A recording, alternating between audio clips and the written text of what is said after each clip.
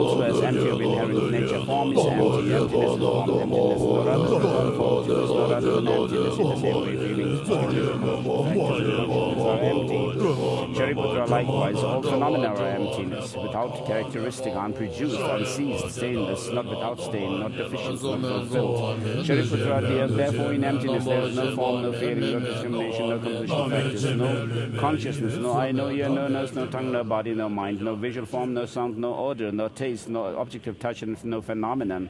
There is no I element, and so on up to and including no mind element and no mental consciousness element. There is no ignorance, no extinction of ignorance, and so on up to and including no aging and death and no extinction of aging and death.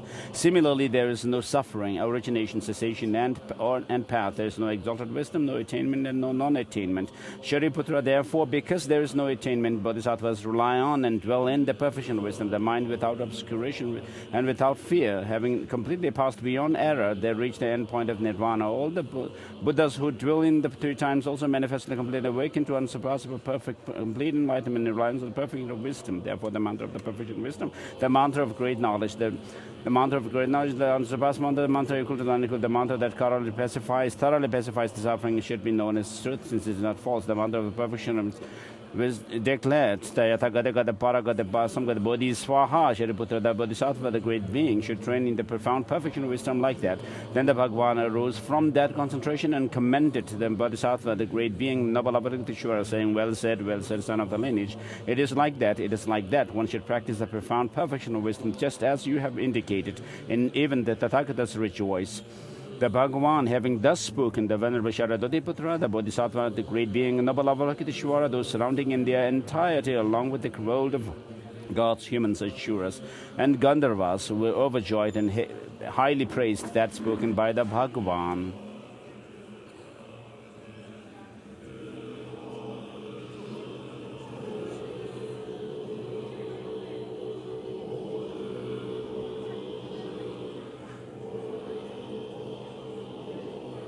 Sarjebe chiten rande chumden de ge sombala ngombara tu do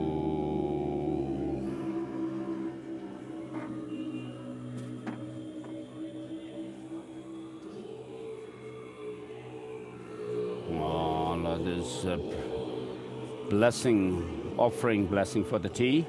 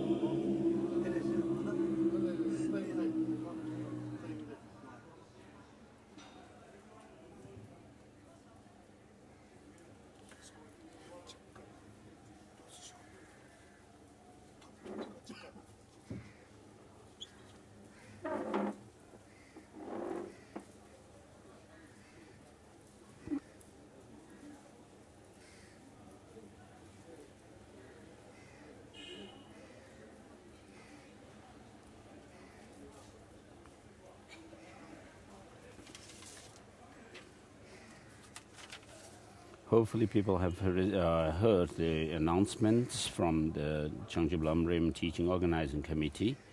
If you have not heard, let me just read it again. To avoid accidents and injuries, we request all of you to please travel slowly and carefully while walking on or driving in the road. A free, simple lunch will be provided each day inside the teaching venue to all attendees. If you like to have this food, please bring your own bowl and spoon.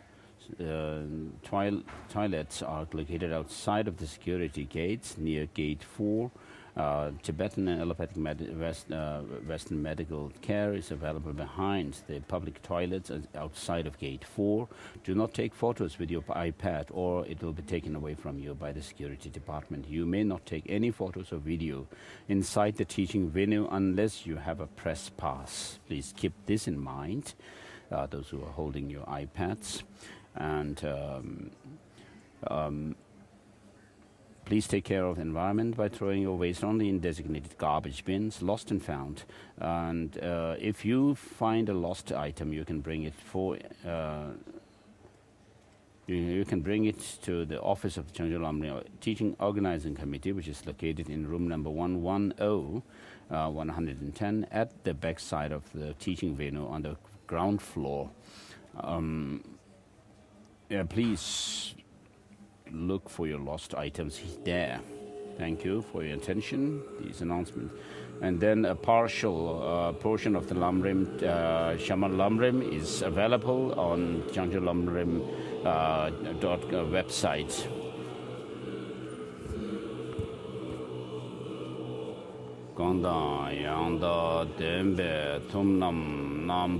This is a salutation, verse of salutation from Abhisamaya Lamkara by Maitreya. By the knower of all here is seeking pacification and led to peace.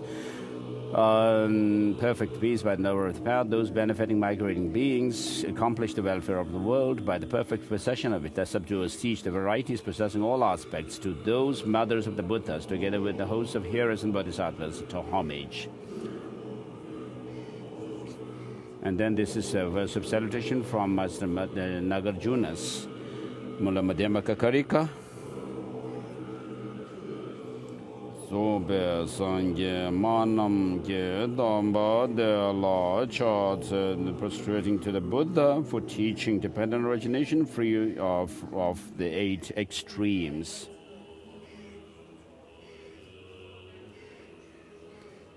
Now we are going through the lineage Lama prayer of Lamrim.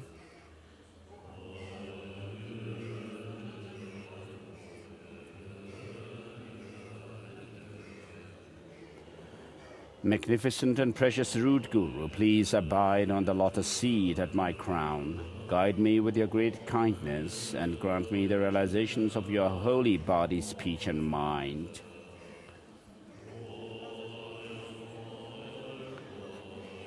So, request to the method lineage.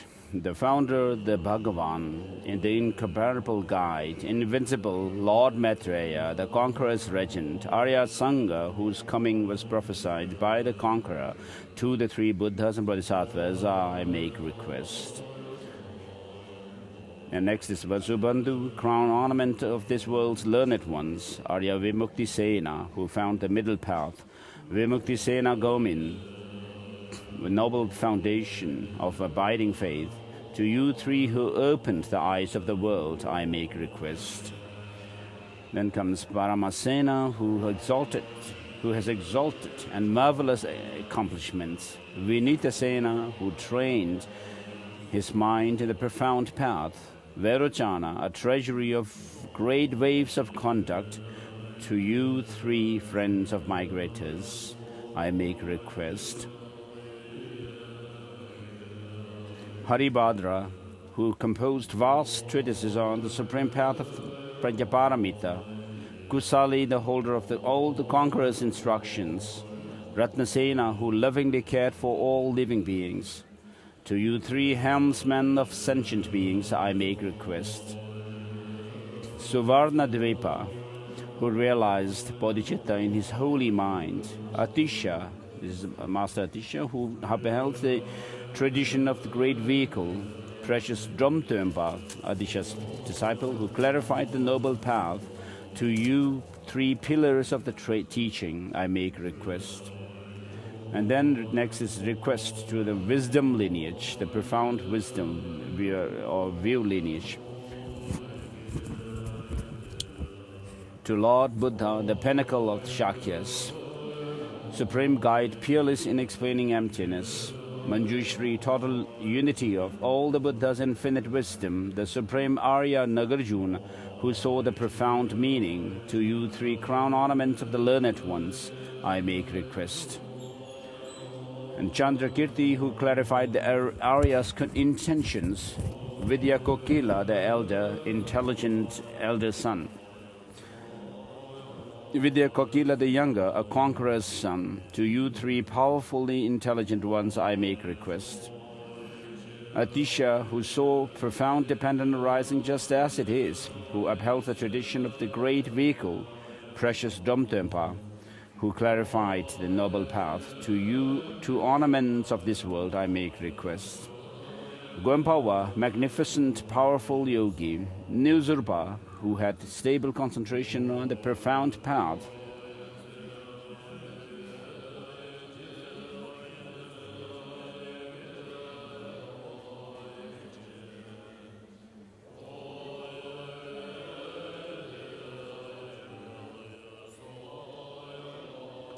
Tagmapa, who upheld the whole collection of Vinaya.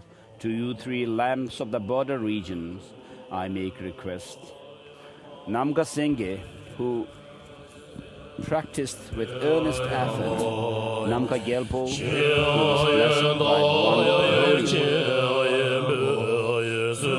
the concerns to Gyalze Zangpo, I make request. With bodhicitta, seeing all beings as his children, blessed and cared for by the exalted God, supreme spiritual friend, guiding migratory beings in degenerate times, to Nampa Gyaltsen, I make request.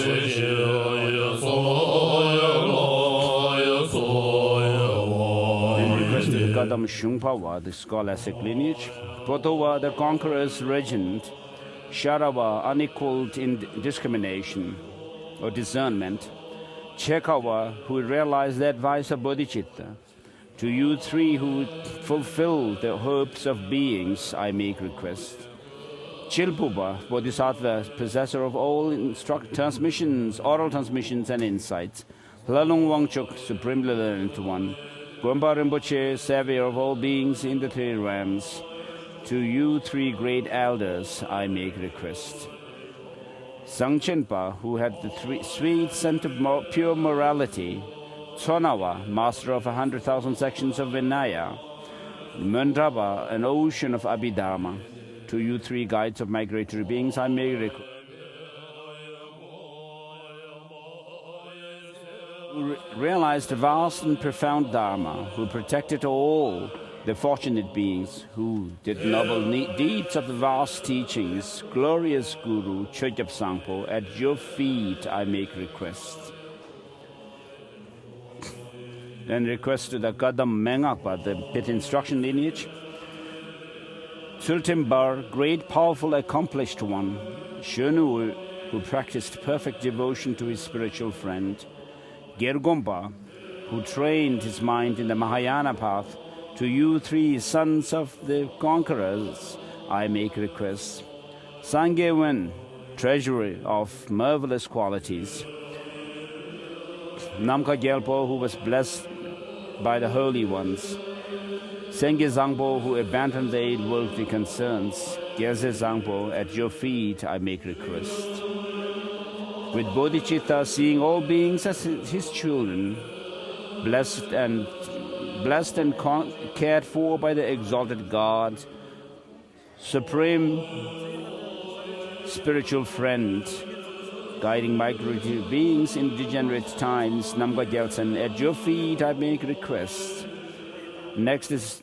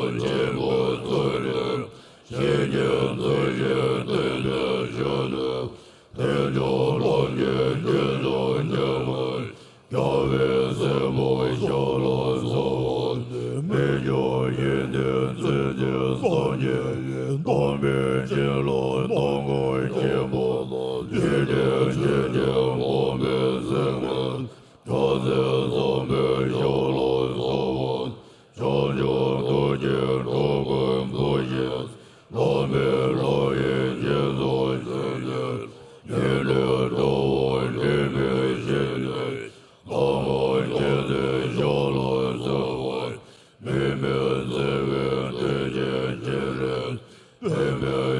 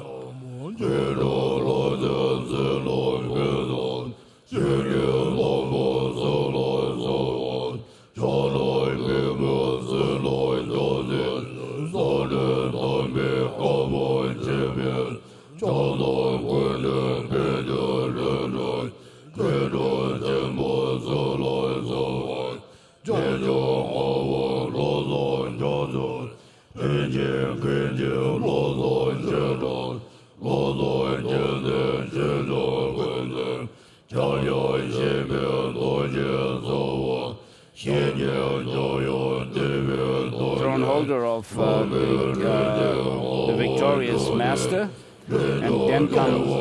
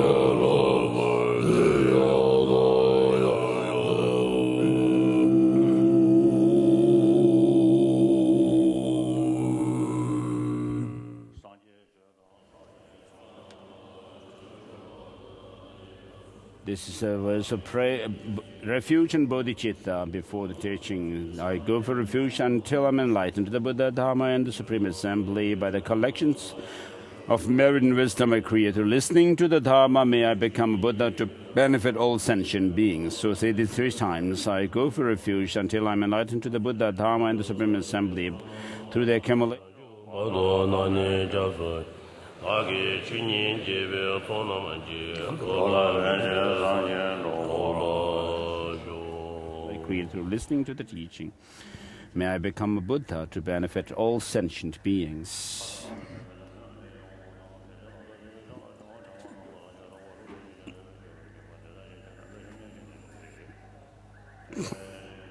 So this is calling on all the gods, non-gods, like Indra and so forth, to come and listen to this nectar of the teaching of the Buddha. It is a nectar to the ears of sentient beings. It dispels all the negative emotions. I will give teaching in the languages of all different types of beings. I prostrate to the Gautama, who out of his compassion taught the holy Dharma to rid us of all the distorted views. Out of his compassion taught us.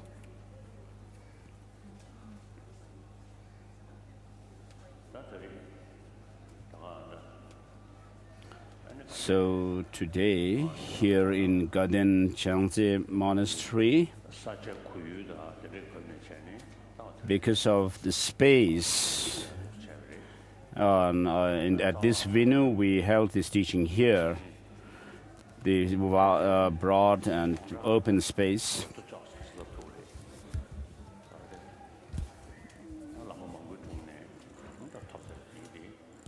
So almost all the teachings of Lamrim, the stages of the path of enlightenment that I have received from many teachers. I've been giving this teaching at the request of Ling Chokdul Rinpoche to give. So this is the 3rd year. It started 3 years ago, and this time we are going to do the remaining texts. First we'll start with the Shamar Lamrim, which is notes to the Delam, the blissful path of bliss or easy path, and also Shamar Rinpoche's the commentary to the insight section of Lamrim Chemo, the commentary to the difficult points of the Delam, which I received these teachings from one Amdo Lama.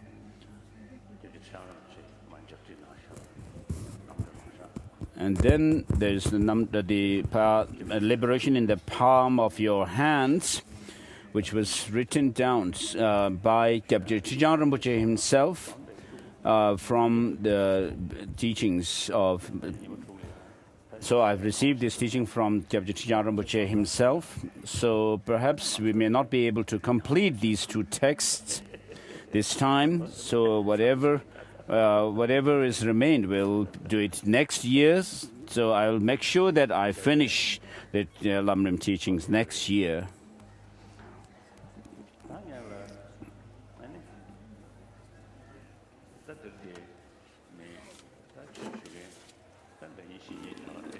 So those who have come for this teaching are the monks of the 3 monastic institutions of Gelug and also Tashi Limpo.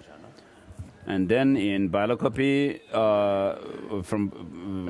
we have Namdul Ling monastic institution. These are the biggest learning institutions of Tibetan Buddhist monasteries. And so it's been maybe 500 to 600 years since these 3 monastic learning centers were founded in Tibet. Although they are located in central Tibet, their influence is spread all over Tibet and also Mongolia.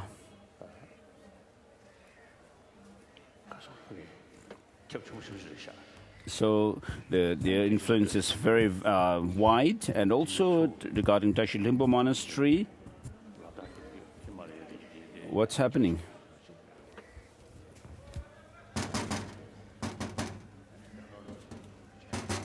왜? 늦게 용음이도 가졌어.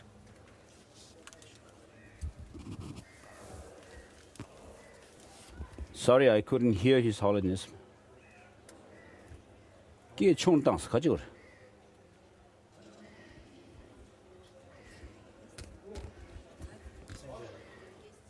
끼야 빨라다.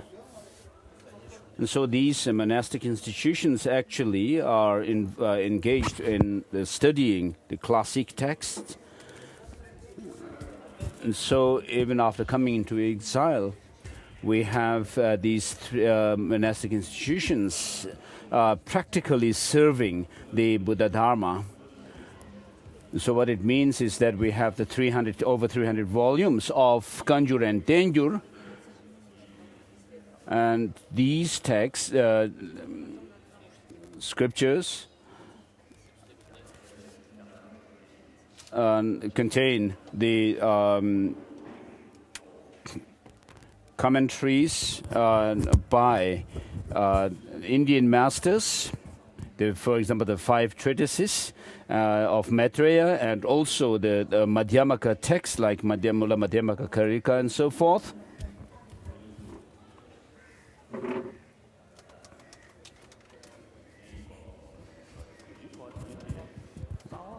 And so, having studied these texts, we also have the tantric teachings.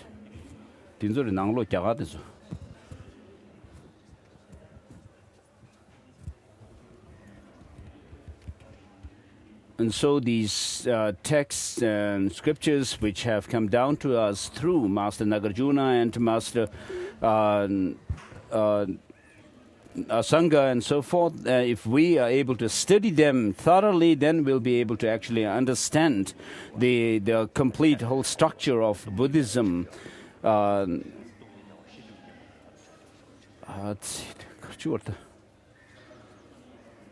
So, of course, these texts deal with bodhicitta and also the understanding of emptiness. And so without these two together, it's difficult for us to achieve our goal of enlightenment. And therefore, the monks in these monastic institutions really do rigorous study of these classic texts, and you are serving the Buddha Dharma practically.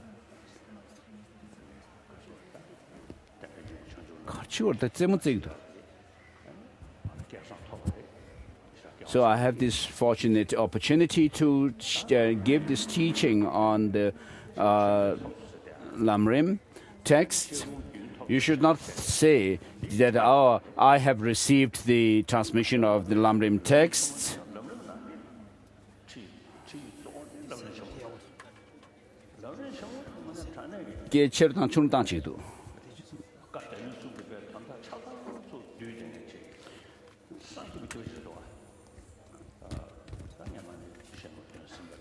So with regard to Lamrim texts, we have to make the Lamrim Chemo, the great treatise of the stages of the path to enlightenment, as the foundational text for our study of Lamrim.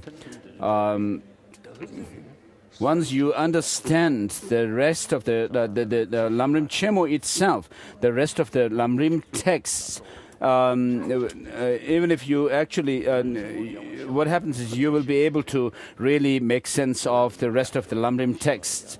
Without understanding Lamrim Chemo, the rest of the Lamrim text may give you some understanding, but not the complete. And though in order to understand the Lamrim Chemo, then we need also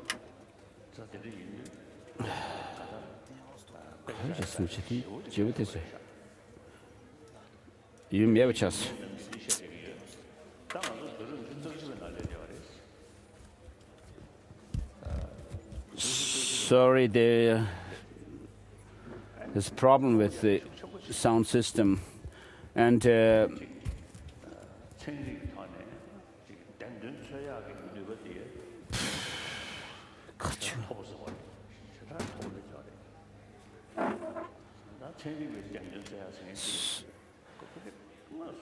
and especially with regard to Lamrim text, we learn about the profound view of emptiness.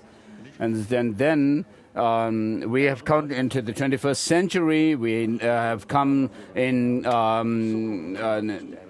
contact with modern science and technology, where they do rigorous experiment and research in the text. What's going on?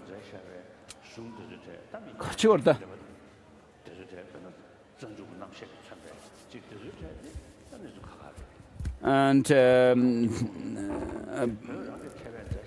with regard to the text that we study, of course, the Indian classic texts were written with lots of logic and epistemology. But with regard to the texts written in Tibet by the Tibetan masters, seem to sometimes focus on some small topics, and narrow topics, as if they were meant for people in a very remote places for their own purpose, and not to have a vast perspective, broad perspective. Whereas the Indian texts are not like that. You can see they cover a broad range of topics, give you a broad view. And when Master Adisha came to Tibet, the Tibetan leader at that time, Changzhubu, requested him to give a teaching, concise teaching, without going into the details and elaborate explanations and so forth.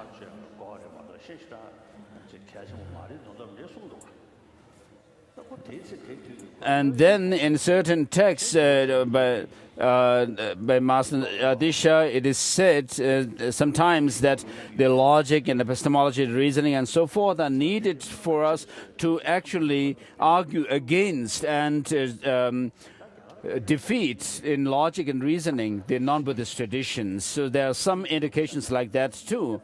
And so, of course, Master Adisha himself studied Blades of Reasoning by Master Bhaviveka, which is a very vast text covering all kinds of philosophical systems.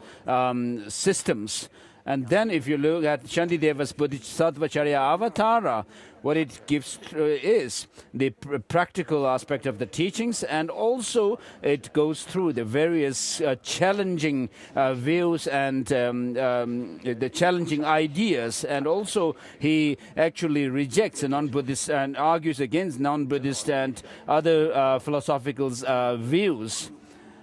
And so we need to follow that kind of example, to have a vast perspective of the entire path of the Buddha.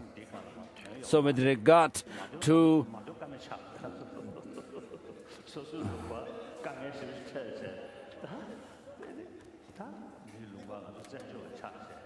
so we have come into exile, not out of choice, of course. And we had to flee our country and scatter, have to be scattered around in different places, and we have gone through lots of difficulties and hardships. But and this is, of course, on the one hand, it's a very sad situation. But we actually, by coming into exile, we have become more. We have gained broader view of the world in the East and West and so forth. And unlike how we lived, with a very narrow-mindedness inside Tibet. And if we think along the lines of the Buddha's teaching of the four seals, seeing that whatever is composite is impermanence and suffering, and then emptiness and selflessness, we can actually find bliss and delight in the teaching.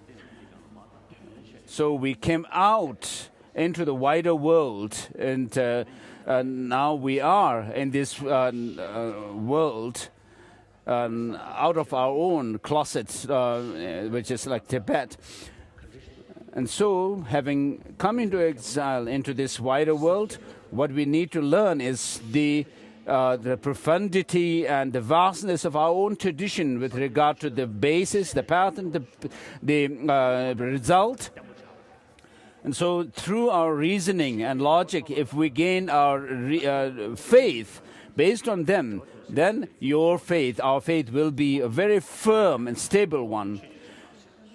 In the Haribhadra's commentary to Abhisamaya Alankara, the Sphuta the clear meaning, it mentions two types of disciples or followers of the Buddha. One is a follower who follows with faith, mainly faith, and the other with reason. And so the teaching of the Buddha in general is meant for those of the beings with sharp faculty, and therefore we have to be able to follow that trend.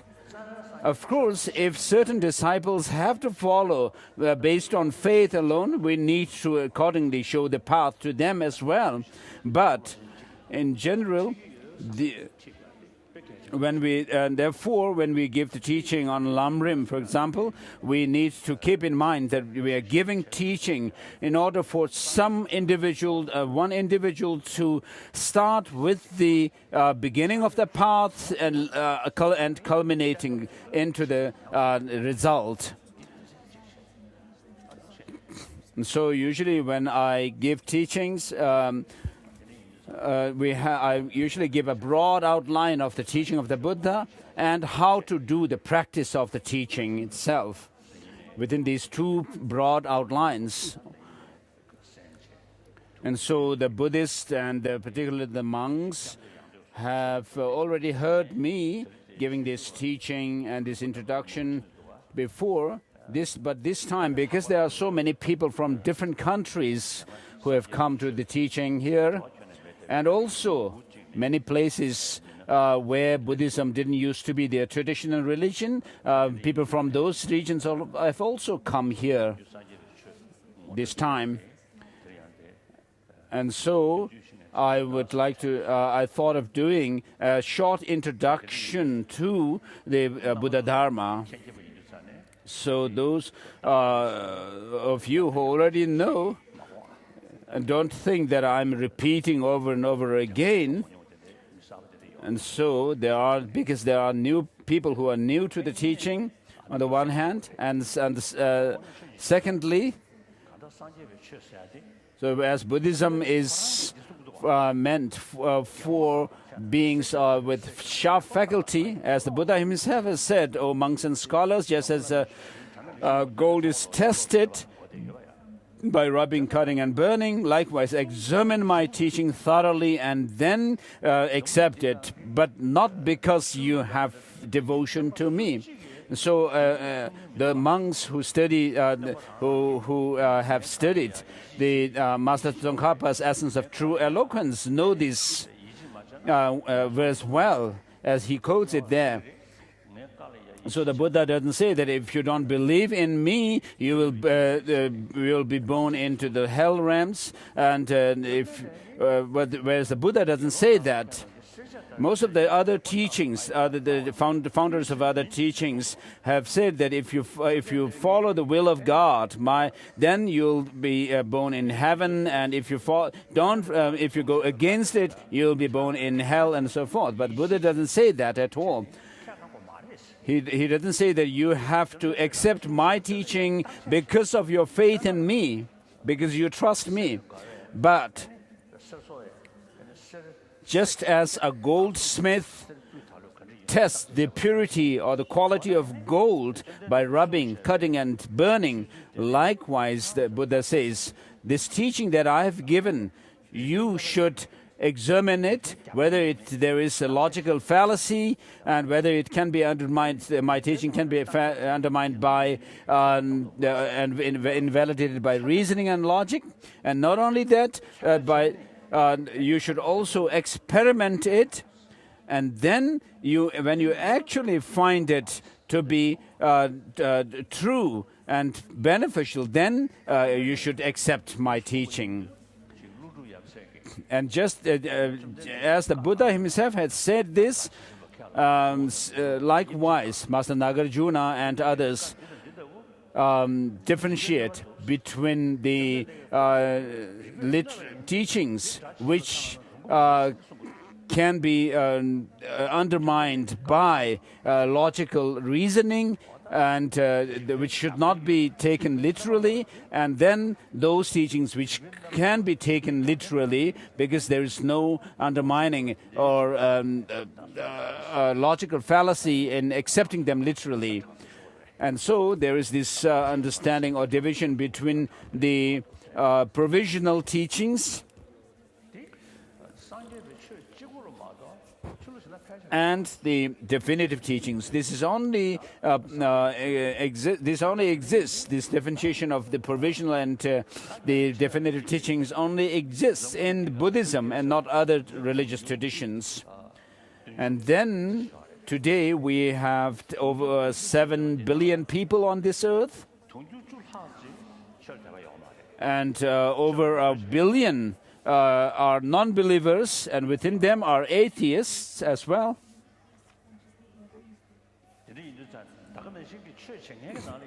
And then amongst the followers or believers, some people put on the mask of religion but are corrupt. Last year, when Pope Francis became the Pope, he actually dismissed one German bishop. Why? Because he was living a very luxurious life, and the news came in the newspapers last year. So as a practitioner, a leader of Christianity, he must be teaching about giving teachings on contentment to other people.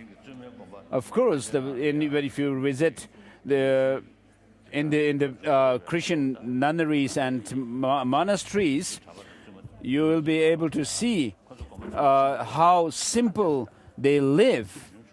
When you visit these monasteries and nunneries, they live a very simple and contented life in their own cells.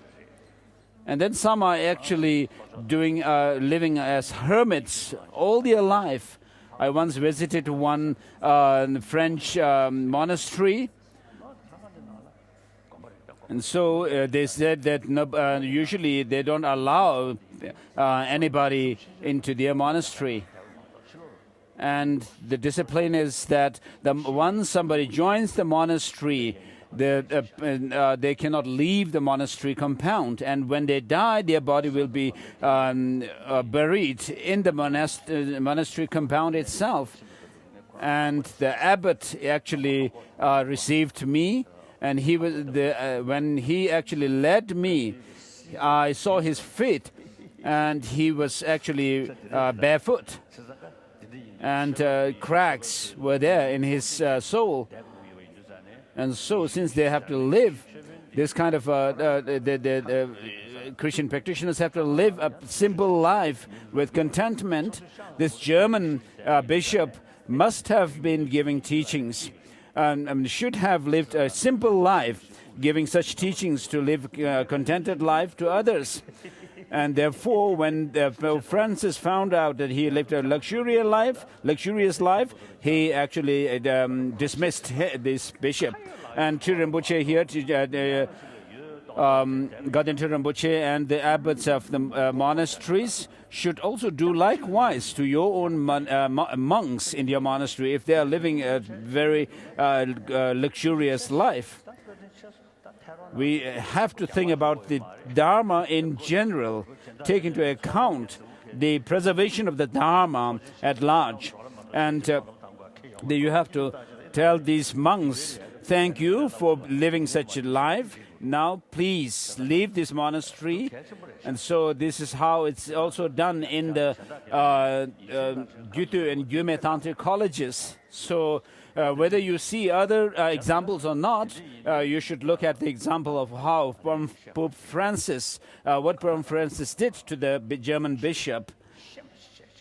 And so we have to know the Dharma first and then apply them in practice. So what I wanted to say is that over 1 billion people are non-believers, and then about 6 billion are supposed to be believers, but amongst them there are people who do all kinds of things, which shows that something is lacking. Of course, each follower has a belief in their own religion. But what shows, what is indicated when you do not really practice what is taught in your teachings is that there's something is lacking. So the practice of love, compassion, contentment, self-discipline, if you really sincerely believe in them from the depths of your heart, then you will not do all kinds of things. Otherwise, you say something and do something else. When you are not sincere about what you profess to be following in terms of your religious tradition. And therefore, all 7 billion people on this earth, there is a shortage of the practice of morality. And so, when we were young, we have received great love and affection from our mother and others who have taken care of us. And the nature of human beings is such that because we were born from our mother and we are nurtured by our mother's milk. Therefore, biologically, we are equipped with affection. And as human beings, we cannot live alone, but we need to live in a community with others, and therefore, love and affection actually pulls us together, whereas anger expels us apart.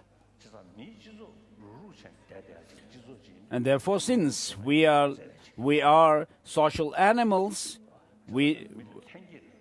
what keeps us together is love and affection. Therefore, these are very important for our life, for our survival. So some scientists have done some experiments with children of 2 or 3 years old, 2 or 3 years of age, who are not yet able to express themselves well. In their experiments, the scientists have shown some animations where they show the animations, the cartoons helping each other. And when they show this, these children, 2 or 3-year-old children, become very happy and laugh.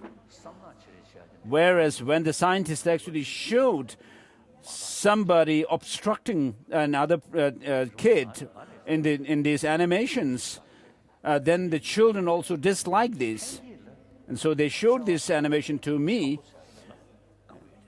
And so what this shows is that the human nature is such that we appreciate love and affection, and we don't appreciate obstructions.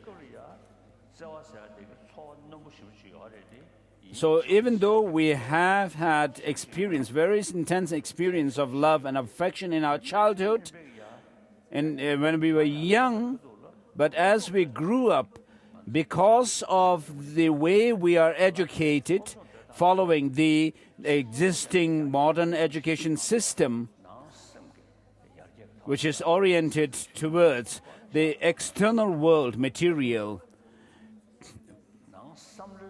and therefore it lacks the means to nurture our love and compassion. And so, with regard to morality, ethics, and so forth, these are left to the religions. And then most of the religious traditions just say that, oh, such and such is said by such and such master, and we do not use reason and logic. And so,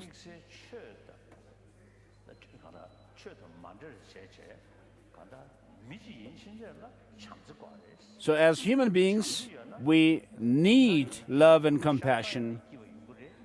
If you have that, the individual will be happy, your family will be happy, your community will be happy. Sometimes people think that, oh, if you meditate or cultivate love and compassion, it actually helps others and not oneself. But that's not the case. If you are full of love and compassion, your physical elements also become neutral or balanced. So even scientists say that if someone is constantly angry, then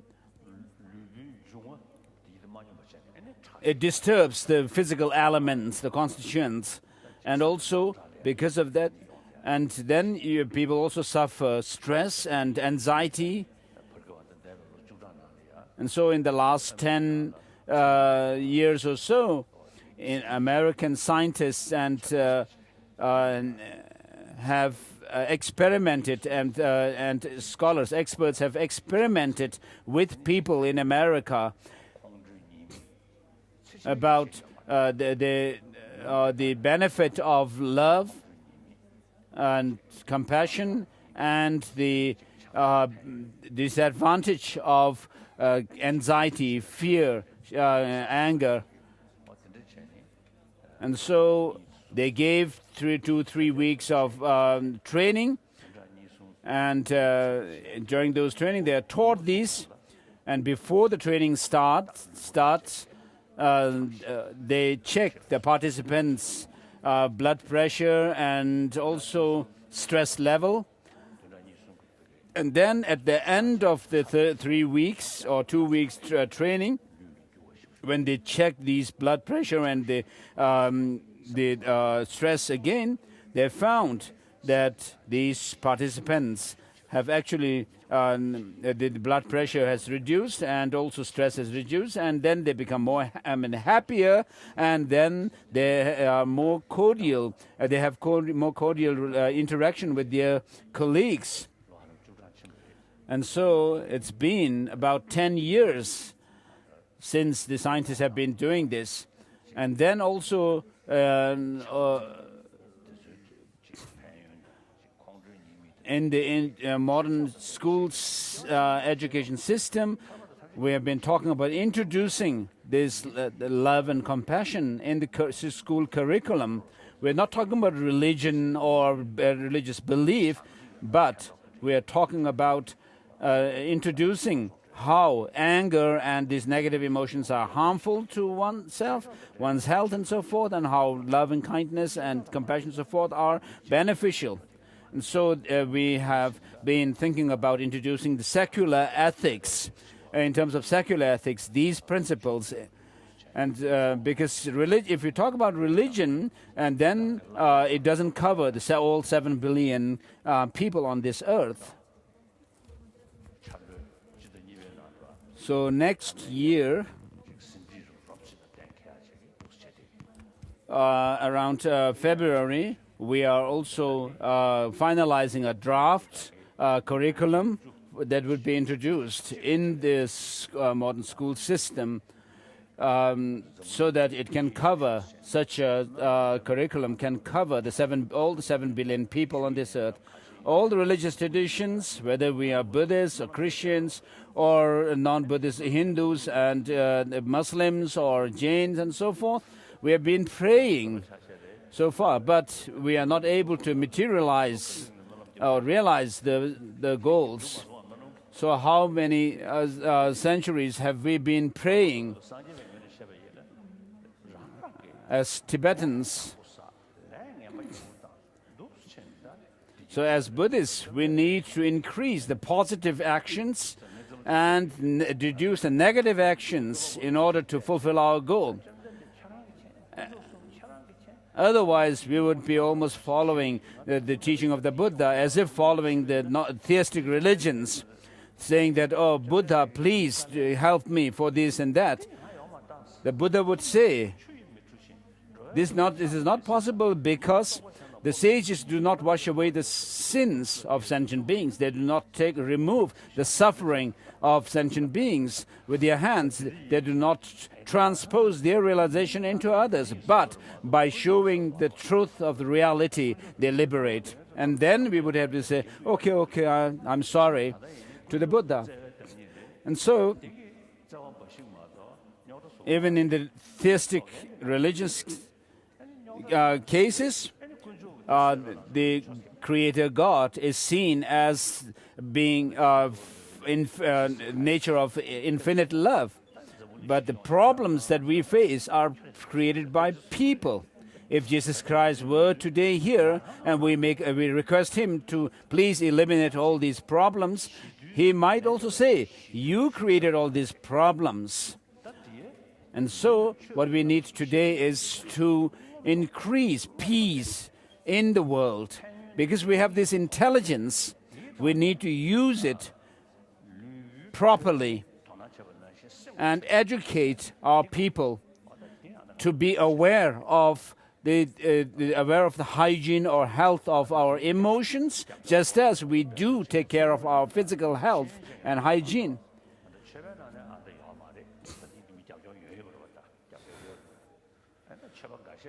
So, of course, with regard to this secular ethics education, I have support from the experts, the modern secular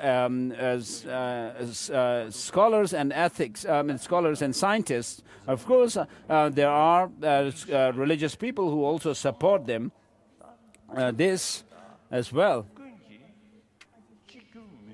And so, something which can be accepted by all 7 billion people, and that can actually cover all 7 billion people, is the education or promotion of love and compassion through education. This is necessary. So for all 7 billion people, if we can do that, then beginning with the kindergarten level, as children progress along the school system, if we could actually also deepen the teachings and the practice of love and compassion progressively, that would be very helpful. That's why we have taken the aspect of science from Buddhist literature and extracted material from the Kanjur and Tenjur. So otherwise, people who don't follow Buddhism, if they are told to study the Buddhist literature, they would not like that. And then we cannot impose religious teachings to schools. And so if we could actually have something which can benefit the whole of the world, all 7 billion people,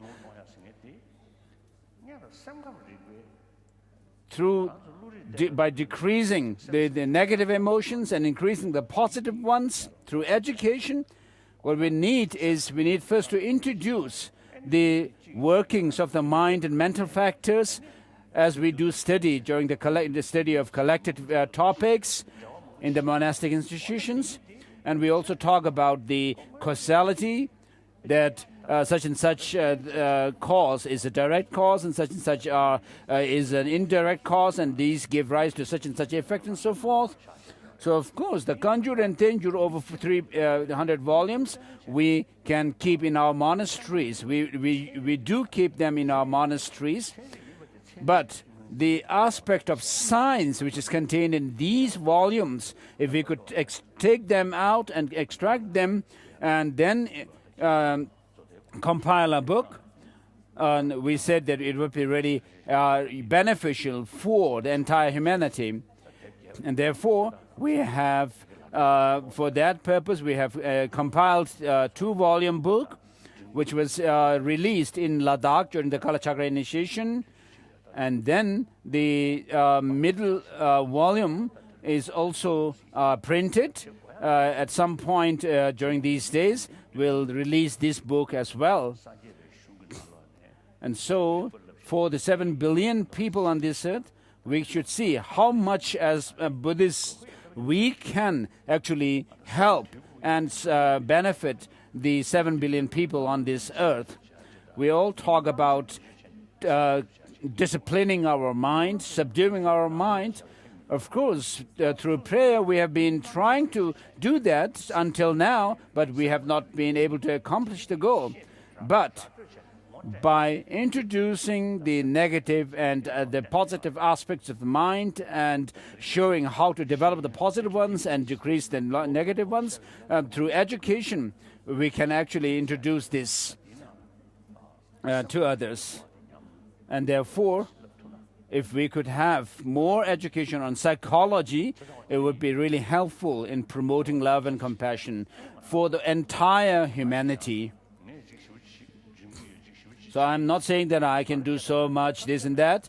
I am not doing these things in order to gain fame. I pray, we all pray for all sentient beings' happiness. If we want to be practical about what we pray, of course, the rest of the world systems, we talk about the billion world system or so forth, the rest of the world systems are not directly related to us, maybe not directly relevant, but this particular world, the 7 billion people, if we could help 7 billion people on this earth, which is practical, then we must do what we pray for, which is may all sentient beings have happiness. And so I usually say that I'm as one of the 7 billion people on this earth. I never think that I am somebody very special. I always tell that I do not think that I am the Dalai Lama, His Holiness the Dalai Lama. I am a simple Buddhist monk and I'm a human being, I say. I don't think any... And so it is very important for us to think about the entire humanity. If we are practitioners of bodhicitta, not only should we pray, we say that in order to benefit all sentient beings, may I become a Buddha. So for that goal of Buddhahood, we need to put into practice what we need to do from this time on. So this is one thing I wanted to say. And then amongst the believers, we have many different religious traditions. There are maybe 10 or 15 different major religious traditions. And within this, there are two groups, the theistic religions and the non-theistic ones. As Brahmana Vartika by Dharmakirti says, there are those religious traditions which believe in a creator God and those which do not believe in such. And the theistic religious traditions, non-theistic ones, are non-theistic Sankhya school and Jainism and Buddhism. These do not believe in creator God. Recently, I met a Parsi scholar, a practitioner, who told me that in India, Sankhya started around 3,000 years ago, but in Arab and Iran, particularly Persia, the Zoroastrianism started.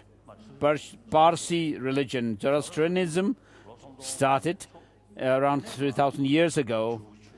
And then from there evolved Judaism, Christianity, and Islam.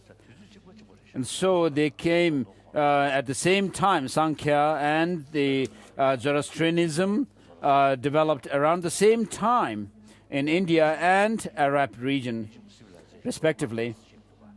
And then there's Egyptian civilization also. There is also talk about some religion. And also, it seems they do also talk about reincarnation, rebirth. I didn't have very detailed discussions about these. And then there's a Chinese civilization, which is over 5,000, but I do not know about the religious belief in that civilization.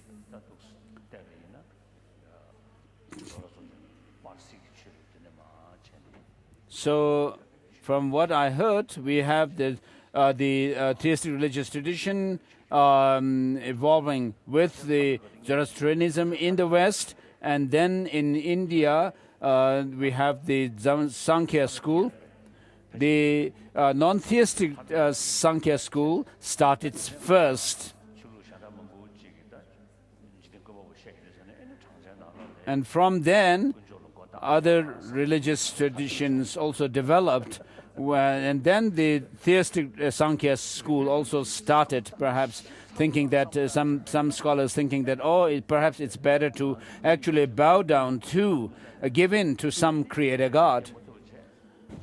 Because there are so many things going on in the world, in the universe, people find it very difficult to explain them, and therefore they say this is mystery. It's a mystery, and therefore it's easier to just trust that they are created by some God. And so this is what has happened. And then we also talk about the past Buddha, such as the Dipankara and Karkuchanda and Kanaka and so forth. And so we need to really think about whether there had really been such Buddhas in the past, because we talk about them in relation to a certain time span, talking about when people lived infinite lifespan and countless lifespans, and when people lived 20,000 years and so forth. And so we need to think whether we should take them literally or not. So I've been meeting many people from different religious traditions and from other disciplines. What we need to know is that we really need to reflect on the teaching of the Buddha.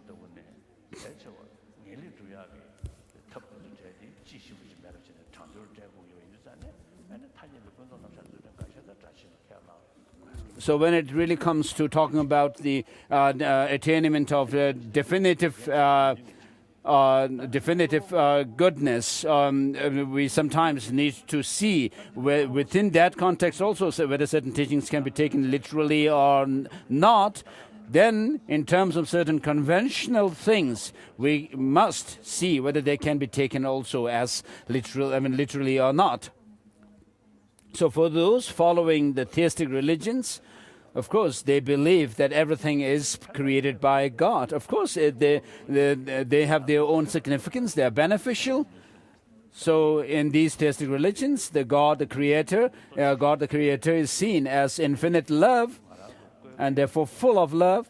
And therefore, because of that, such a Creator has created us. God, they could also feel the trust that have the trust that the God could not have created us for some bad purpose. He must have created us for some good purpose. So as we talk about genes that go from the father or the parents to the children, likewise for these theistic religious believers, because we are created by God, the Creator, therefore we also are seen to have some seed of the love of God. And if we actually follow the will of God, they say that we would finally, after death, reach the heavenly realm. And so it's a really simple way of explaining the religion, but it's really helpful for them. And then amongst the other religious traditions which are theistic, there are other like Hinduism, which believe in reincarnation. But ultimately, when you trace the origin of the whole universe, they say the universe came from Brahma. But within, having said that, or the origin, then they also talk about reincarnation as well. And then amongst the non-theistic religions, we have Buddhism.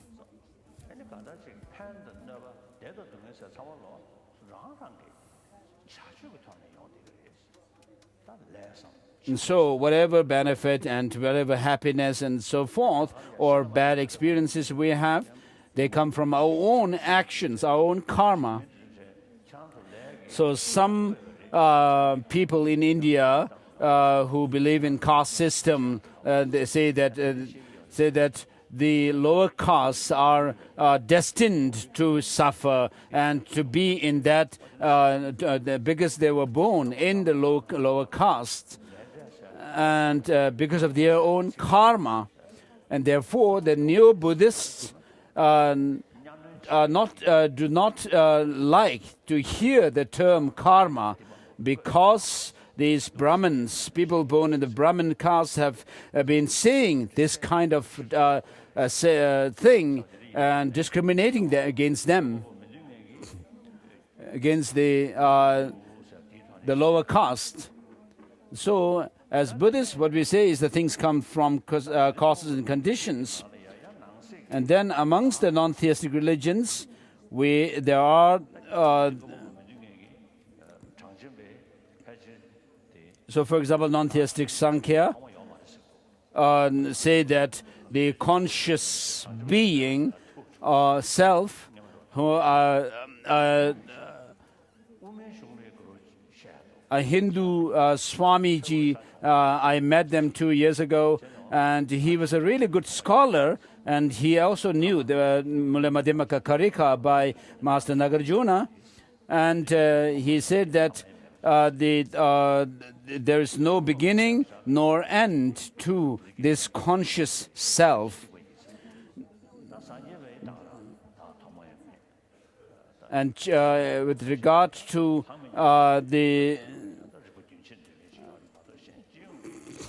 so I met a living some Hindu teacher, and then Jainism also doesn't believe in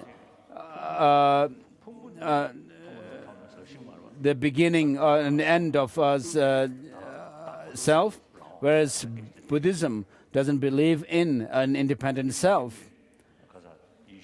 Because we take rebirth, they say that there is an Atman, which is single, autonomous, and permanent. And even the Christians also say this, that once somebody dies, the body remains in the coffin, and then the self or the soul goes either to heaven or hell. And it is only Buddhism which teaches selflessness. No other religion teaches that. And within Buddhism, according to the subtlety of explanation of selflessness, we have different degrees of subtlety of understanding the selflessness, and the subtlest understanding comes from the Madhyamaka tradition. And so there's no other way we can interpret what is explained or asserted by the Madhyamaka. And so amongst the religions, we have those theistic and non-theistic, and within them also there are those which assert a soul or Atman or self. And Buddhism says that there's no independent self, but a self is designated on the basis of the continuity of the mind stream or consciousness. And then within Buddhism, we have the Pali tradition, which is spread in Burma, Thailand, and Cambodia, and so forth, and Sri Lanka, where they follow the three collections of the teachings and do their practices of the three trainings. With regard to Vinaya practice, the monastic discipline, the Pali tradition has a very good practice. The Pali tradition has very good texts which are not translated into Tibetan either. It seems there are certain texts in Pali which are not there in the Tibetan translations. So we have talked about translating them. When we meet these followers of the Theravada tradition, we have a common practice, which is the Vinaya.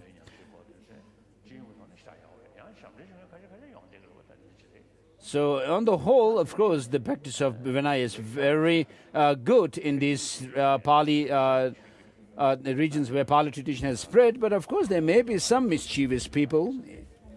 And then with regard to Sanskrit tradition, from India, where it originated, it spread to China. But it seems that Thailand also had this Mahayana teaching once spread there, and also Tantra.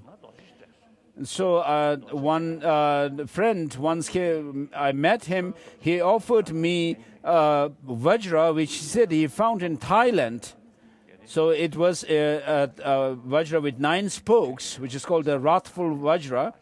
So it seems that there was Buddhist Tantra which spread in Thailand in the past. I don't know about non-Buddhist Tantra.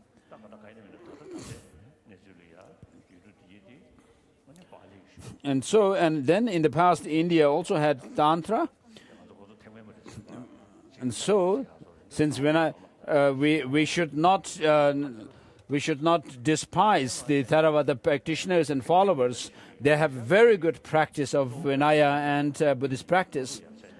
And then, with regard to the Sanskrit tradition, that spread to Tibet, and the Sanskrit tradition, followed by Master Nagarjuna and so forth, in the Nalanda tradition, it was spread to China, and then it spread to Japan, Korea, Vietnam. And so they do have the first 3 sets of Tantra teachings. It doesn't look like they have the highest Yoga Tantra teachings spread there. And then in the 7th century, Buddhism first spread to Tibet, and mainly it spread during the time of the Trisong Detsen, the Tibetan emperor. As I usually say, this Tibetan Buddhism is the Nalanda tradition, because in Tibet, during the time of Songtsen Gampo, and it is said that although we do not have very detailed explanation, but it is said there were certain texts like Pangong Chagya and so forth during Songtsen Gampo's time. But during the time of Trisong Detsen, Master Chandarakshita was invited to Tibet by the Tibetan emperor, and then in order to help and assist Master Chandarakshita, the Tibetan emperor also invited Guru Padmasambhava, Lobun Rinpoche. And so that was the main time when Buddhism was established in Tibet. So we usually divide the Savatantrika Madhyamaka system into the Sutrantika Savatantrika and the Yogacara Savatantrika Madhyamaka. And this later was actually founded by Master Chandarakshita himself. It is not easy to actually start one's own philosophical school. And he was a follower of Master Nagarjuna, which is to say that he was a Madhyamaka follower of Madhyamaka system. And then, while following him, he also followed the Chittamatra system.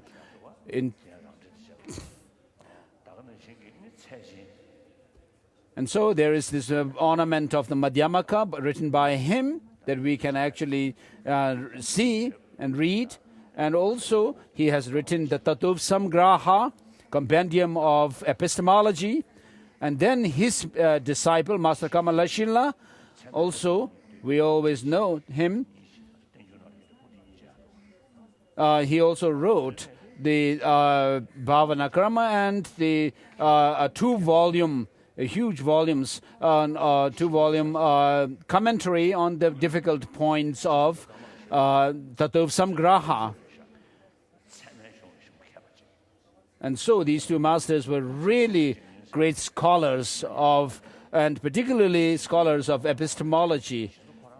And so we have a saying in Tibetan, the yoked necks of, or crossed necks of two lions, line of Madhyamaka and line of epistemology. And perhaps this expression evolved during the time of, was perhaps coined by Chandarakshita. I suspect he did that. And then he was the main person who took responsibility of studying the Dharma and also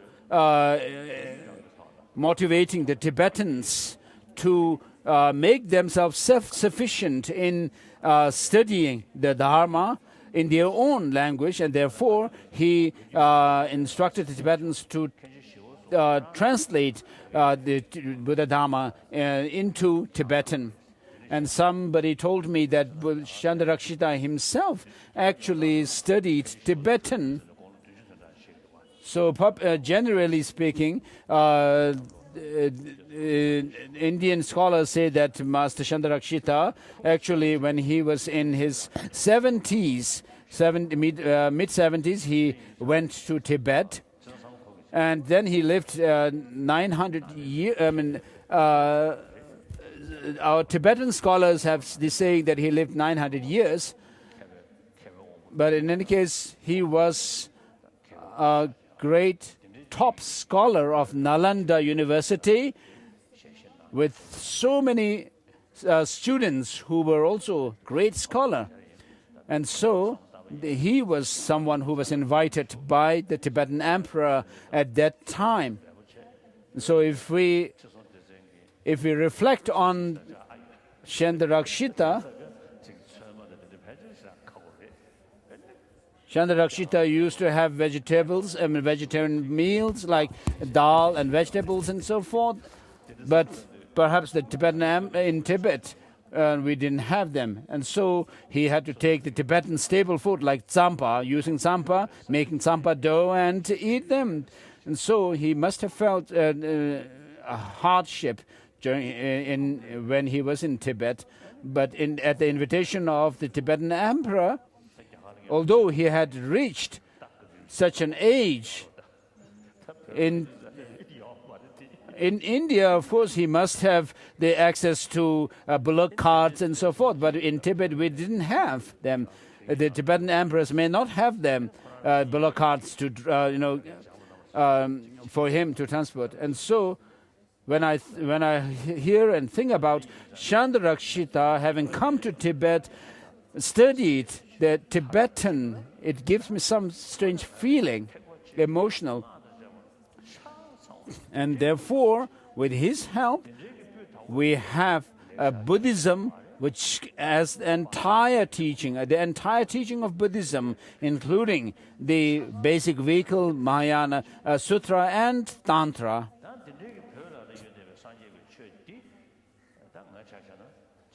And so, such a tradition, with regard to such a tradition, of course, I have met with many different scholars of and practitioners of, and also professors of Buddhism from different regions and countries. And when I think about them, having met them, nobody has such a vast teaching of Buddhism like we have.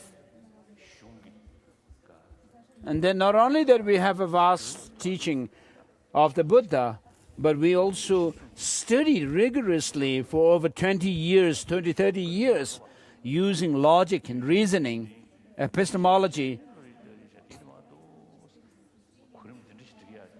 We should feel grateful to our past masters for setting up the curriculum of study that we have today, like beginning with the collected views, where we have also the small collected views, and then the medium, intermediate, and the big collected topics, and then so on. And so, these texts were written inside Tibet. The Tibetan scholars are marvelous, wonderful. And also, we study these texts in our own language. And not only that we have a vast teaching, but also we have a very, it is very profound as well, deep. Of course, we have Chinese brothers and sisters, Buddhist brothers and sisters. They have very good practice. And these Chinese Buddhist brothers and sisters take to vegetarian food. Very nice. And so in Canada recently, I visited a Vietnamese, U.S., Boston. Vietnamese. And I think, and so they served lunch. I had a lunch with a few of the Vietnamese monks, and we chatted while taking our meal. It was very nice. So in 1965, at one point I gave up a non-vegetarian meal for nearly 2 years without taking any eggs as well, but only vegetarian. And then at the behest of the advice of some Indian, I started taking lots of nuts, and then I actually suffered. My whole body became. I suffered jaundice, and my whole body became yellow. My eyes and nails, and then in retrospect, I tell people that at that time I really became a living Buddha.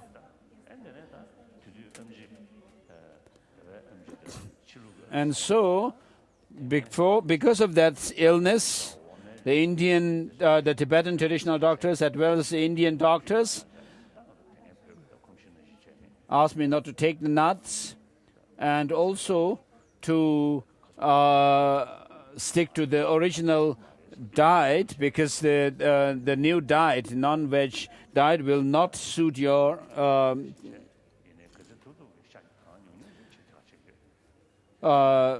physical constituents. And so I do my best to have a vegetarian meal. And in these monastic institutions like this, you have, from the common kitchen, you only give the vegetarian meals. But I have heard that the monks, the local restaurants actually do good business because of non-vegetarian meal. Because for your monks. And then when I take meal with the Theravada monks, they do also take non-vegetarian meal, because as bhikshus, we cannot demand meals from others. Whoever offer us meal, we have to take whatever they give. We have to accept them.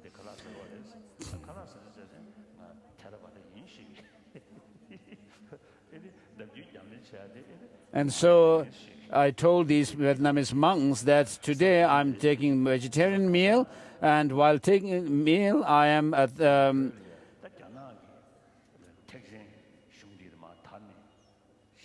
I stick to Theravada tradition, and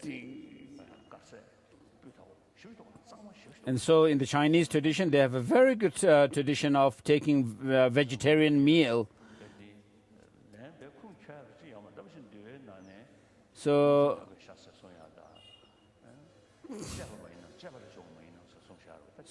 there are mentions of certain type of meal being should be free from the 3 faults and so forth. So it would be best, of course, if we could stick to vegetarian meal. So the Chinese do not have to go through all these troubles of having to answer why the Buddhist monks take non-vegetarian meal. instead of vegetarian. And then Tangsan Lama, Xuanzang, must have come into contact mainly with Dharmapala, who was a Chittamatra philosopher, but he also practiced Tantra. And from the point of view of Goyasamaja, around the time when you reach the isolation of mind, and then you actually automatically switch your view with regard to a view of emptiness. And so, as Benjin Nishi or somebody has said this, and so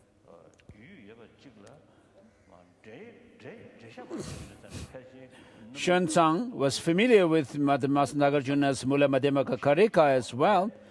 And when he comments on that, then he comments on that explains it from the point of view of Chittamatra.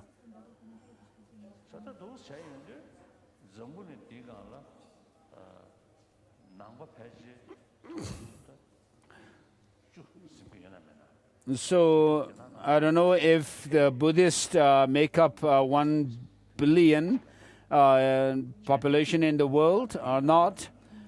So in China, there are 400 million.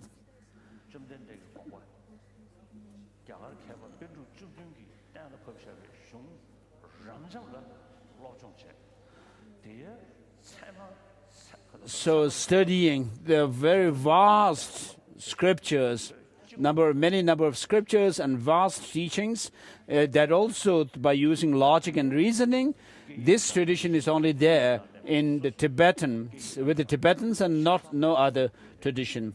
And that too, through learning in our own language and not resorting to any other language. And so today, Tibetan is the only language which can explain thoroughly, completely the teaching of the Buddha. Sanskrit has become a more or less a scholar's language, and Pali, of course, doesn't have these vast explanations like we have, and therefore the lay people and school children who have come here, many of you have come here, you must take interest in learning our own language well. Of course, with regard to modern subjects, Tibetan is not yet etiquette, but when it comes to explaining Buddhist philosophy and the practice, the best language today, living language, is Tibetan. Therefore, you must also think of preserving our own language. And also, with regard to Buddhism, if you are interested in Buddhism, you also must think of preserving our own language, Buddhism, and it's our language.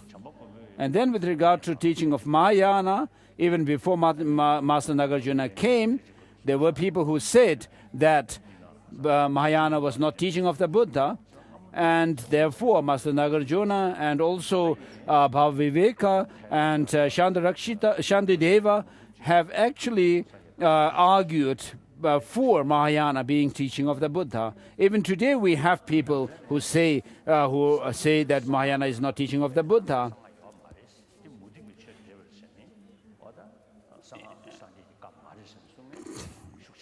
And then there are people who, quite strong in saying that the Tantra is not also Buddhist teaching. It has actually come from Hinduism.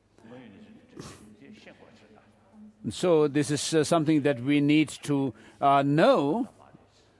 There are people who say that Tibetan Buddhism is not a pure Buddhism because it has Mahayana, and then amongst the Mahayana followers of Mahayana tradition, there are people who say that because there is Tantra in Tibetan Buddhism, it's not, which is not a Buddhist teaching.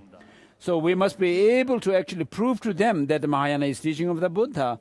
that Tibetan Buddhism is also the teaching of Buddhism. So we cannot just use quotations to support and to challenge them, to respond to them. We need to use logic and reasoning. For that purpose, we need to understand the presentation and explanation of the basis, the path, and the result.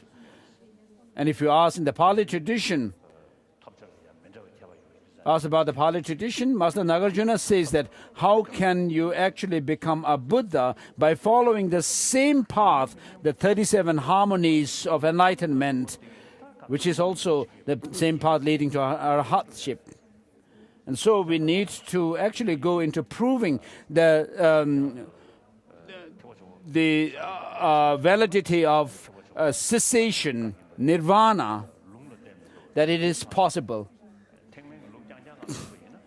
So if you only follow the Pali tradition, you will find lots of logical fallacies as well, because you are resorting only to scriptural authority. Of course, they teach the Four Noble Truths. And then, by knowing the teaching of the Four Noble Truths based on reason and logic, as we find in Dhammakirti's Pramanavartika and in no other text, then we should know how we fall into samsara and have suffering through the origin, and how we can cease the suffering and to reach true cessation, and also through the path, the true path.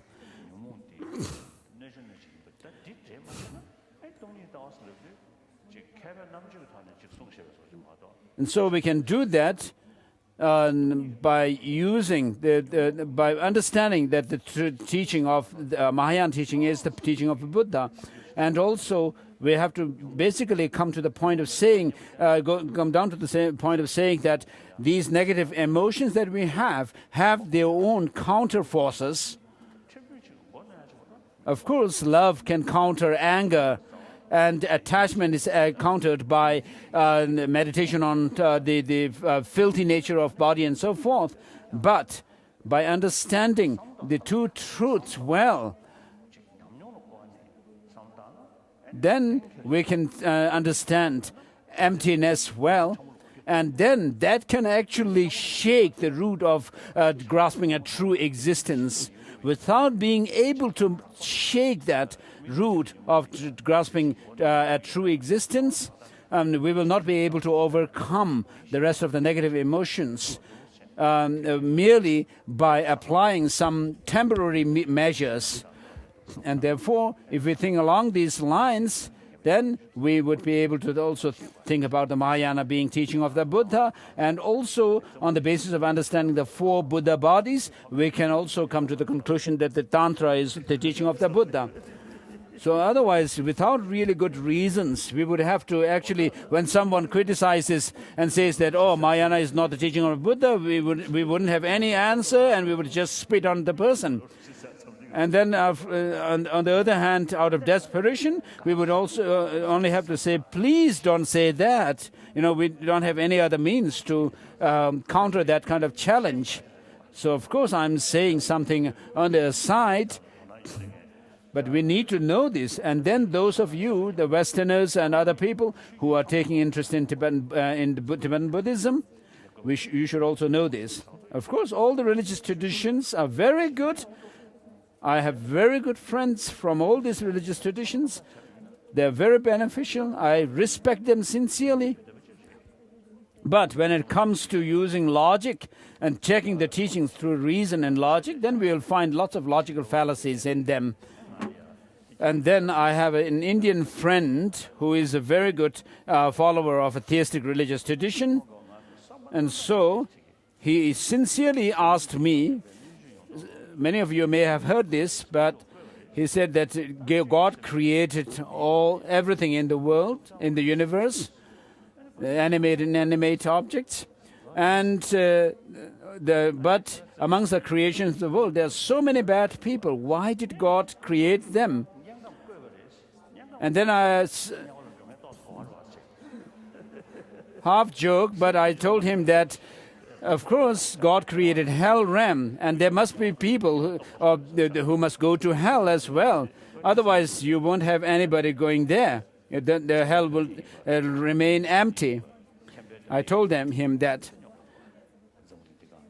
Although God is said to be almighty, all-powerful, omniscient, and infinite love, and so forth, we can still find these kind of logical fallacies. In Lamrim Chemo, towards the beginning of Lamrim Chemo, there are a few passages where Master Tsongkhapa says that the theistic religions, other religions, have these internal contradictions, logical inconsistencies within them with regard to basis, path, and result.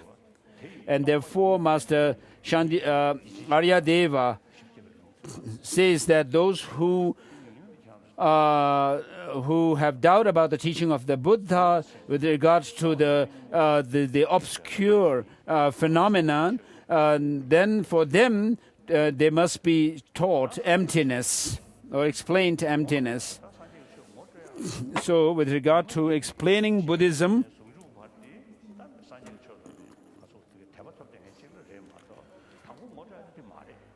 so with regard to devotion to Guru, it is not a means to introduce Buddhism to someone who is a beginner to Buddhism.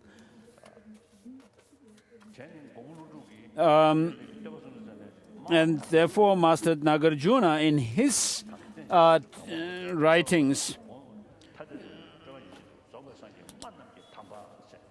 praised the Buddha for teaching dependent origination. He says the Buddha is the best of the teachers for teaching that whatever is dependent is free of these 8 extremes. And therefore, the Buddha is the incomparable teacher. So if I may say, the non-Buddhist traditions also have very good Guru devotion.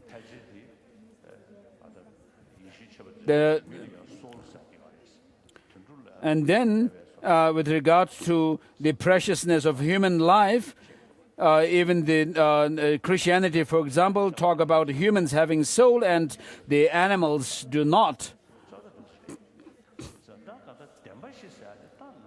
But with regard to Four Noble Truths, which is unique to Buddhism,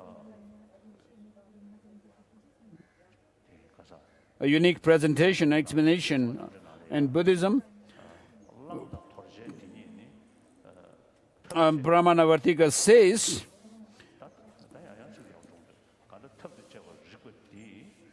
the one who has actually seen what are to be discarded and what are to be adopted, in other words, with regard to primarily to the principal teaching, since the Buddha is unmistaken with regard to that,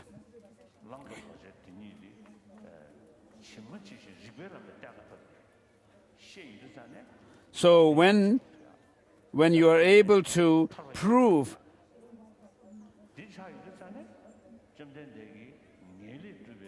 that the cessation is possible through logic, by showing what are to be adopted and what are to be discarded, you see that these teaching of the cessation and the path to counter the suffering and this origin, you can find that the Buddha is incontrovertible. And when you are able to see that he is incontrovertible in terms of them, then the main thrust of the teaching, then the rest of the teaching, which are show obscure phenomena, can be also inferred through logic.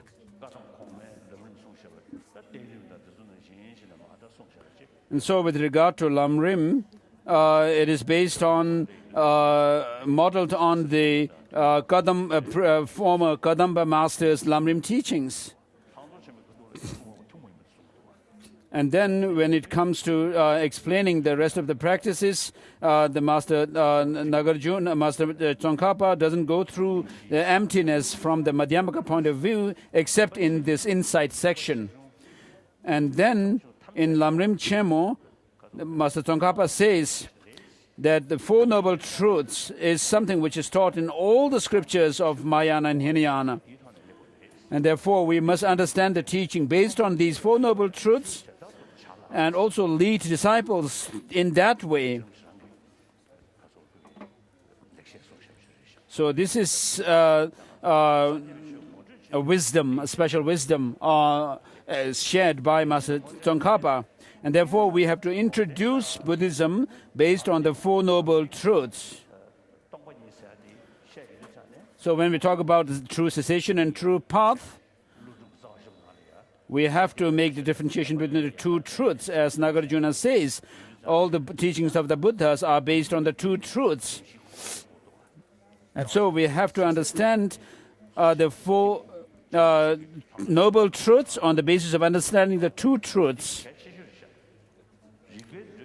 And so this is very important to use. While using logic and reason, we have to use the logical pattern which is given in Pramana Vartika. And when it comes to explaining the gist of the teaching, the two truths, then we have to use the Madhyamaka logic as well, the Madhyamaka teaching. And on the basis of understanding the two truths, we need to draw understanding of the Four Noble Truths. As it is said in Abhisamaya Alamkara as well, where it talks about the accomplishment and then the truths and so forth, dealing with two and four truths. And then with regard to Lamrim itself, we have the traditions of the Kadam scholastics, Kadam Pith instruction, and then the Lamrim lineages. So when it comes to teaching and explaining Buddhism, we need to follow the Kadam scholastic, Kadam tradition, which follow the. With regard to this, there are the 6 texts, which are the Jataka Mala, and then the Udana Varga, and then the Bodhisattva Bhumi, and the Mahayana Sutta Alamkara, which are slightly more profound. The first 2 texts we do not use much logic in them.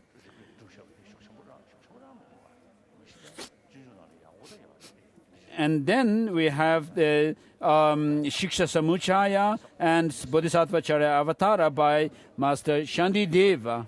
Although Shandideva is the later text and has logic used in it, the other text doesn't have much logic. And so I guess that the Kadam scholastic Kadam tradition actually led the disciples through the explanation of what are known in the Abhisamaya Alamkara as the 10 instructions. So this is an introduction to the Buddhism.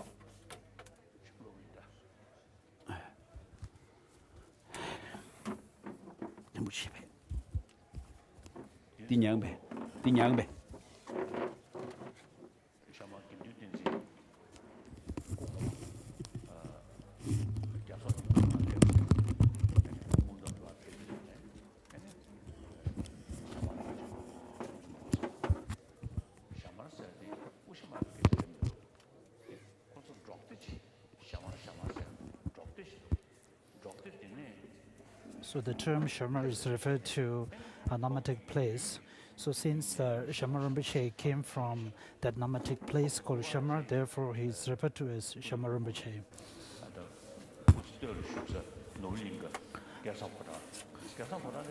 There is a photo of Shamar Rinpoche in the palace of the 13th Dalai Lama in Nobulenga.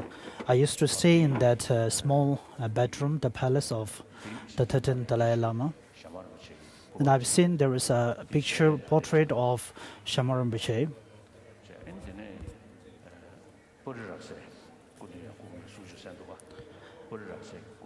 And there's also a portrait of Rabsar Rinpoche.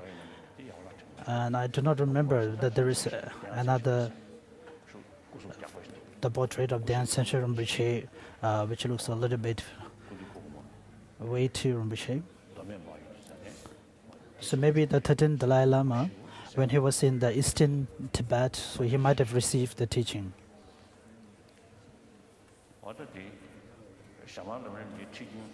So the lineage of the transmission of this Lamrim tradition is quite rare, but I have taken a lot of interest, and I have received this transmission from Amdo Geshe Rinpoche.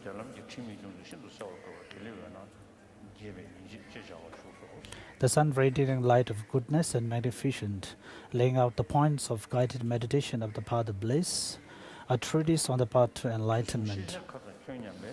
Equaling the expanse of the space of knowledge in the three times, magnificent with the sacred light of excellent wisdom, from the depths of my heart I bow to my kind master. So maybe the master here is Agu Sherab Gyatso, a scholar of the Eastern Tibet. With the sweet dew of the air whispered instructions of the good intelligence, the host of honeybes sing the melodious song of scripture and logic. I once again recollect the infinitely vast ripening and liberative altruistic deeds. So maybe I have to recite the refuge-taking prayer. It is also the practice before listening to any teaching. We need to have a very pure motivation. And also from the teacher's point of view, we need to set up a very pure motivation, not expecting anything in return, and also a very pure mind without relating to eight worldly affairs. So even from the disciple's point of view, it is not to be proud of having received the instruction or a teaching from Dalai Lama. There is also in our society that I receive this teaching from this great Lama, and that these are my disciples. So are all very egoistic mind. So should not be the motivation. So when you receive the teaching from Gyalwar Rinpoche Dalai Lama, so maybe you might feel very proud that you received the teaching from Dalai Lama. So this is not the motivation that we need here. So with the pure motivation and also with the subdued mind, it is not something we're doing a service to Buddha. The reason is we all need happiness and do not want suffering. Therefore, the source of the happiness is a calm mind. And we need to rely upon the instructions in order to have a very calm mind. So this is the teaching which comprises of the condensed meaning of all the three baskets of the Buddha's teaching. Without going into very extensive. So the Lamrim teaching is the tradition of the Lamrim teaching is something which contains the condensed meaning of all the teaching. So maybe I'm speaking too much. So there are some kind of teaching which really frightens the local people. So you might say faith in the God, otherwise you will be born in hell. So this is a kind of frightening the people. So out of the fear, some people take refuge in the God. So some of you might have heard, maybe some know, in Eastern Tibet, there is an abbot of a monastery. And the local people really revere him and pay respect him. And one of the villagers came to see the Buddha, see the abbot, and he was not there at that time. And one of the attendants of the abbot was there, and the villager asked him, "Where is the abbot?" And he said, "The abbot is not here." And asked him where the abbot went, and he gave the answer that the abbot went to frighten the people, the local people. So the teaching of the Lord Buddha has to be the holistic point of view from the Four Noble Truths, and based on the Four Noble Truths, then the two truths comes. And with that, we need to have an experience within ourselves that the liberation is possible. And it's stated in the Buddhacharya Avatara, even though we have the mind to not wishing the suffering, but we always go in pursuit of the suffering. And happiness we always wish, but we always destroy the cause of the happiness. So even though we wish to have happiness, but we never indulge in the cause of the suffering. And the real origin or the cause of the suffering are the wisdom understanding, the selflessness, and the impermanence. And we have to strive hard to understand and work towards this. And the hatred, competition, delusions are the source of the suffering, an unhappy mind. But even though these are the source of the suffering and the source of the unhappiness and the disturbed mind, but we end up always going towards and in the pursuit of this mind. So therefore, it is very important to have that refuge in the Buddha. So without having a refuge in the three jewels, we won't be considered as a Buddhist. And without having the mind generated for enlightenment, we won't be included in the Mahayana tradition. So with the short version of the refuge-taking prayer for 3 terms, from the master's point of view also motivate and meditate about the 3 jewels, and same from the disciples.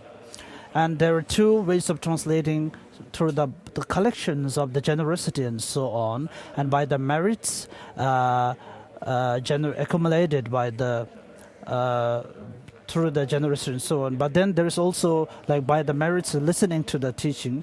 So even though there are many ways, but I think it's best to say is by the collection that we accumulated from the generosity and so on. So even though in real term the wisdom part may not be listed there. So when we speak about the term I, that by the collection of accumulated collection of merit, I, so we need to think about the concept of the I, that there is no inherent existence of the self. If you search for it from the whole body, from one's head to the toe. So from the aggregates, without depending upon one's form and the 5 aggregates, there is not a self that really exists as it appears to our mind. So if one have a really slight understanding about the emptiness, then when the term the I comes, then we have to think about this term I as just the existence of mere designated. And also that even though there are a lot of distraction things and the phenomena around us, but then there is not even a slightest reality in them. And similarly, that when we analyze the self, there is not a self which is inherent existence in the form of our aggregates or form. Then if those aggregates itself are not the self, then who is the self? So similarly, the Lord Buddha himself also not the aggregates, and the aggregates are also not the self. So therefore, when we recite the term self, then we need to realize and actually contemplate about such an identification of the self as an inner existence. With this, we all recite together. I go for refuge to the Buddha, Dharma, and the Sangha until I become enlightened. By the collection of one's generosity and so on, may I become Buddha in order to benefit the sentient beings.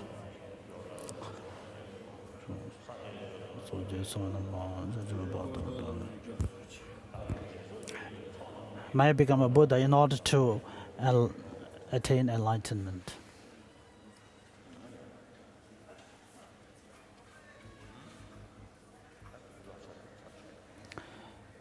So we will continue from the next stanza. In the endless ocean of virtuous deeds beyond limit, your beautiful, perfect form of complete spirit, a pure exclusively from which you sprinkle forth the nectar of wisdom, to you full moon amongst the sage teachers, my obeisance. So the Buddha refers here the one undefeated teacher. So there is very importance in the term undefeated, which is the supreme of all the teachers. Ajita and Manjughosha, the embodiments of compassion and wisdom respectively, and Nagarjuna and Asanga, the best lamps illuminating the profound and extensive paths, I bow to them and their teaching lineages. clarifying the sweet, clear river course of the land of snows, which has been polluted by the dirts of misunderstanding, you became the trailblazer of the unmistaken complete path, O glorious Divankara Shirijana. Through the 100,000 rays of unprecedented wisdom, you outshine the 10 million constellation of sweet tigers.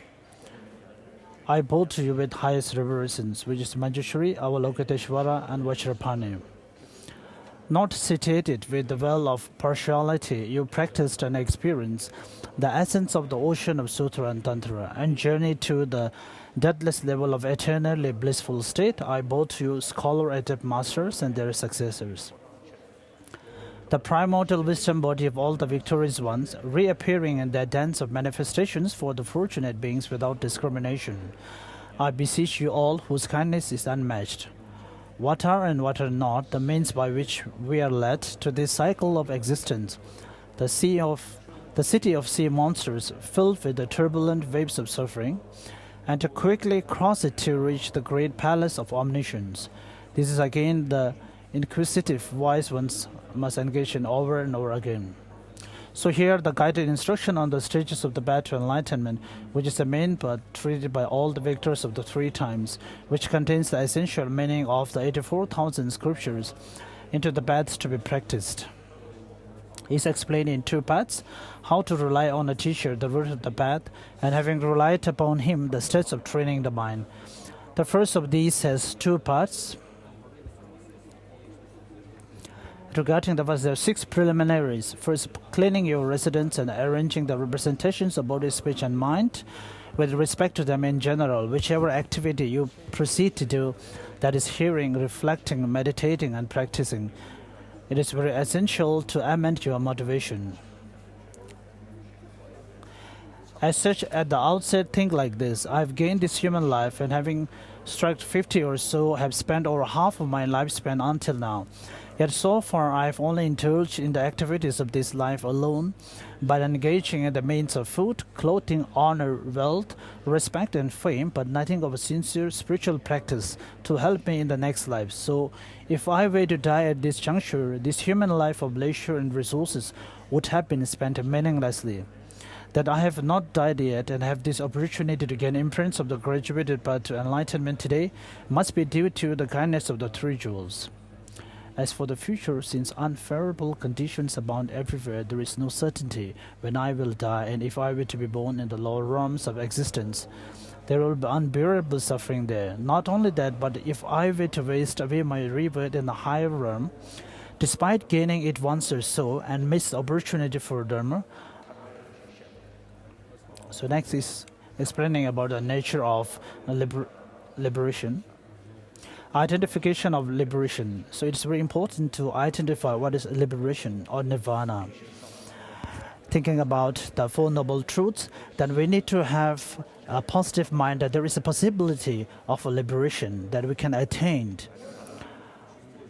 And also within us that we ourselves can attain liberation. With such a mind, then we need to have a wish to attain a liberation, a kind of a great joy, not out of fear. So seeing the real or knowing the identification of the liberation, then we need to generate a mind aspiring for liberation.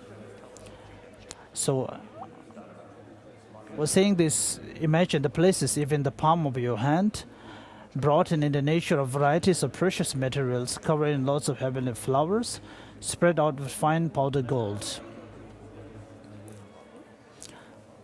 surrounded by strings of jewel trees, in the center of which imagine and celestial mansion made of the 7 kinds of gems, similar to the design of a pure land with its residence. Then make this aspiration which, having purified us, may mine and others twofold defilement and their remnant imprint be cleansed, may it be the cause to achieve the extraordinary pure lands, at the resultant twofold Buddha bodies of Nirmakaya and Sambhogakaya. Whether you put representations of the holy body, speech, and mind anew, or already have been there on the altar, think that the objects of refuge are inseparably with this representation. Thus, thinking this way, think that you have left imprints in your mind to accomplish the holy body, speech, and mind of the objects of refuge within your own mind stream. to announce that the text that I'm reading now is a partial translation of the Shaman Lamrim. It is available for your download on the Janjo Lamrim website. Second, arranging the uncontrived offerings in an exquisite manner while reciting the clouds of offering. Dharani formula: arrange the flowers according to the practice in lineage and imagine them to become potent with the power to produce pristine bliss within the objects of refuge. Third, taking refuge in arousing bodhicitta while seated in the correct manner on a comfortable cushion.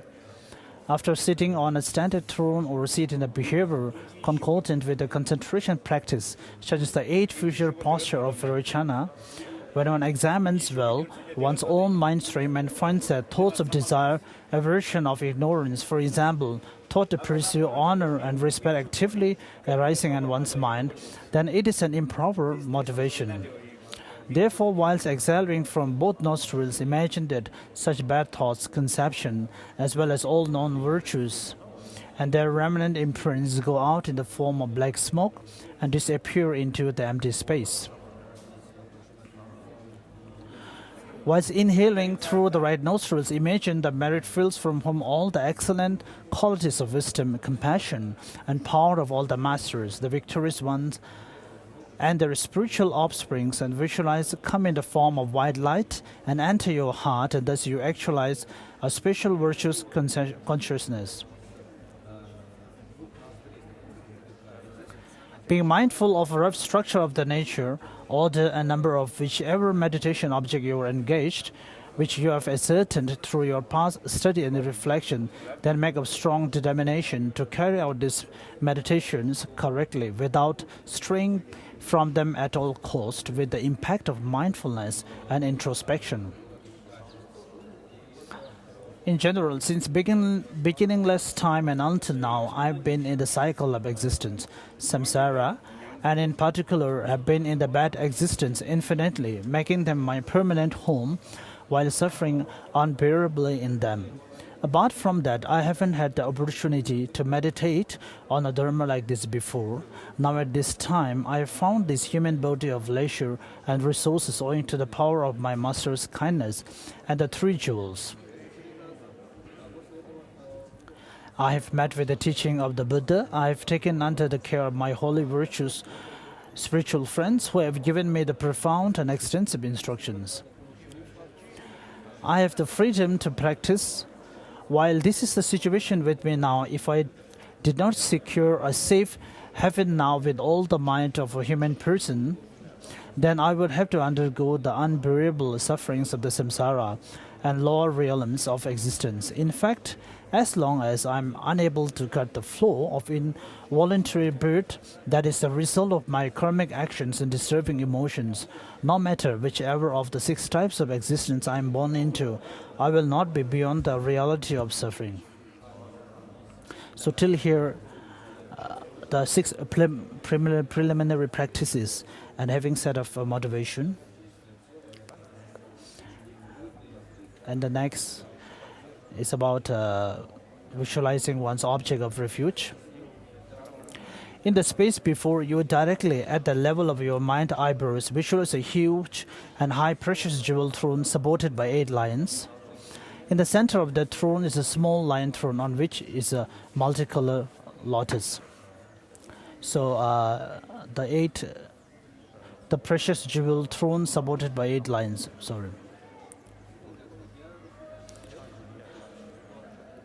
In the center of the throne is a small lion throne on which is a multicolor lotus, sun and moon, cushions on which is one's own kind teacher in the form of Shakyamuni Buddha, golden in color, with his crown, 1 face, 2 hands, the right hand in gesture holding an alms bowl filled with nectar.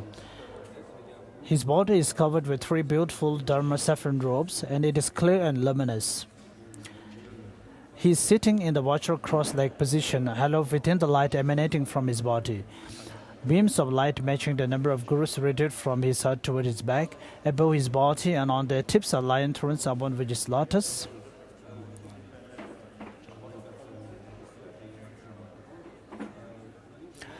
They are surrounded by the masters of Tantra such as Goya Samaja, Chakra Samavara, Vajra Bhairava, the 16 concentric drops of Kadam tradition, and so on. To my root guru's right, on the tip of the radiated light rays, are seated on a lion throne with the lotus, sun, and moon cushions, Lord Maitreya, surrounded by the lineage masters of the extensive contact lineage such as Asanga, and so on.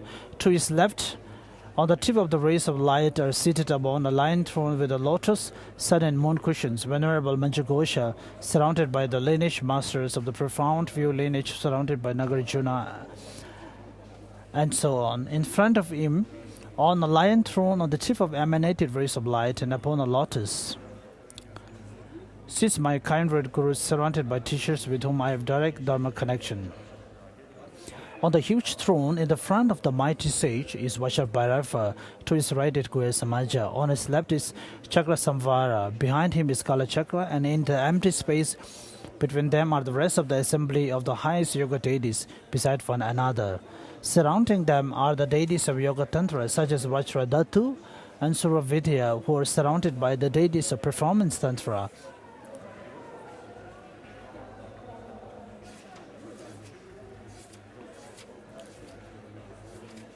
Or else you can visualize three lineages of the teaching: extensive, profound, and practice. Or others with the mighty sage, the Lord Buddha in the center, and your root and lineage teachers surrounding him. Outside them are the meditational deities and so forth as gone above. Imagine yourself being surrounded by all the sentient beings of the 6 types of beings with your father and mother in the main, and have a clear idea of the practice of taking refuge in this way. I and all my mother sentient beings have experienced various miseries since time beginningless in the samsara, particularly in the lower realms of existence. If you could reach the end point without cultivating the path, but merely by undergoing suffering, I should be liberated by now. Since it is difficult to estimate how long I would have to be reborn, it is difficult for me to know the end of suffering and fathom its depth. Otherwise, I would have to undergo again all kinds of suffering of samsara in general, and the 3 lower realms of existence in particular. The merit field in front of me has the power to save me from all these miseries, because they, in the beginning, cultivated and generated the warm heart to serve sentient beings. In the middle, they engage in the infinitely incredible difficult practices. And finally, they attain the complete, perfect Buddhahood, due to which they possess all the qualities. And a mind which sees simultaneously and direct knowledge of everything, and the multiplicity of phenomenon, and their actual way of existence. Therefore, I and all the sentient beings have none other than you, O 3 jewels, to rely on from now until we achieve enlightenment. Hence, whatever your life circumstances may be, good or bad, joyful or miserable, we will solely trust you, O the 3 jewels. You know the best for us. With this sentiment recite frequently, I seek refuge in my gurus as many times as you can. As you recite it many times, or imagine streams of nectar and 5-fold light rays pouring on you from the body of your root and lineage gurus, which enter your body and mind and all other sentient beings, thereby cleansing all the negativities and defilements, particularly the sinful deeds in connection with their gurus, such as injuring their body, disobeying their speech, and disturbing his mind. Similarly, recall the earlier visualization while taking refuge in the Buddha, Dharma, and Sangha, and imagine nectar streaming down the holy bodies, respectively of your meditation, deity Buddhas, scripture Dharmas, Bodhisattvas, Sharvakas, Pratigya Buddha, and so on. If you wish to carry this out a little more extensively, reflect like this. Some simpleton keeps sinking and playing without any concern for their ship, even when it is about to capsize in the middle of the ocean. So therefore, Buddha taught that we have to know the samsara and to understand the suffering. The suffering upon suffering, as Panchen Lobsang Yeshe says, can be easily understood even by the animals. But the suffering subject to change can be also understood by the non-Buddhists. So when Lord Buddha speaks about we have to know the suffering, identify the suffering. So that suffering refers to the third level of suffering. And in order to understand or identify that particular suffering, we need to understand the root of this suffering or the cause of the suffering, which is the delusions. As Lama Tsongkhapa said that in this samsaric field surrounded by dark fog and all the other defilements, so without cleansing or without freeing oneself from the mind perceiving the true existence, then there is no way for us to be free from this samsara. So the suffering upon suffering and also suffering subject to change. And the third is the pervasive suffering, which is the main category of suffering that we have to contemplate and try as much as possible to liberate from it.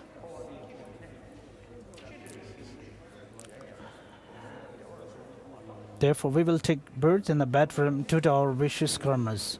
Many of us consider the suffering subject to change and also a form of happiness. When Tibetan first went to Switzerland as settlement, and when they experienced better facilities, so they thought, oh, this may be the real heaven. So where all the facilities. So these are all in reality the suffering subject to change, be it the wealth, the clothes, the wear, or the house. So everything ultimately will be vanished or disintegrated. So even the precious human body that we have, which is also happened through the causes of the karma and delusions. So when we have such a body, there is impossible that we will be free from the suffering. So having understood one's own body as the source of suffering, then the option is not to suicide, thinking about it, but the option and the practice is that to stop or eliminate the karma and the delusions. As it is said that, after liberating or after eliminating the karma and the delusions, then we have to liberate. And this is something also supported by a scientist. And they also explain very similarly. I met about 10 years ago an American scientist. He was about 84 years at that time when I met him. And he told me that when we become angered, so the object of our anger, the person or anything, appears very ugly to us. But that projection of a mind, the 90% of the projection is created by our own mind, which is the anger. So the 84-year-old scientist who really practiced and studied for many years, especially to the person with a disturbed mind. So this is the summary or the findings of his research. And his findings are very similar to Nagarjuna's text that the suffering really arises from the karma and the delusions. The conceptual mind creates an object in front of us, which is again based on the mind perceiving and apprehending the thing as intrinsic existence. So I was really surprised and I was really amazed by his saying, and I went to meet him while I was in America. He is about 90 years now, and we discussed, and also he has written a book. And he told me that we are living in the prison of anger. So this is the theme of his book. He is not a practitioner, he is not a Buddhist, but out of experiment and investigation, he got this finding.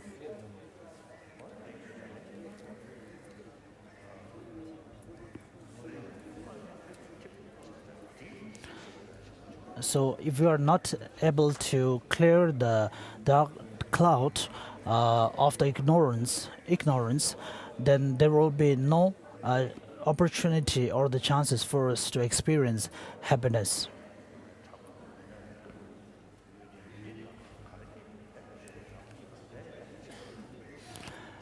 Therefore, we will take birth in the bedroom due to our vicious karmas. Once we are born there, how could we bear the miseries of the hotness, coldness, and other?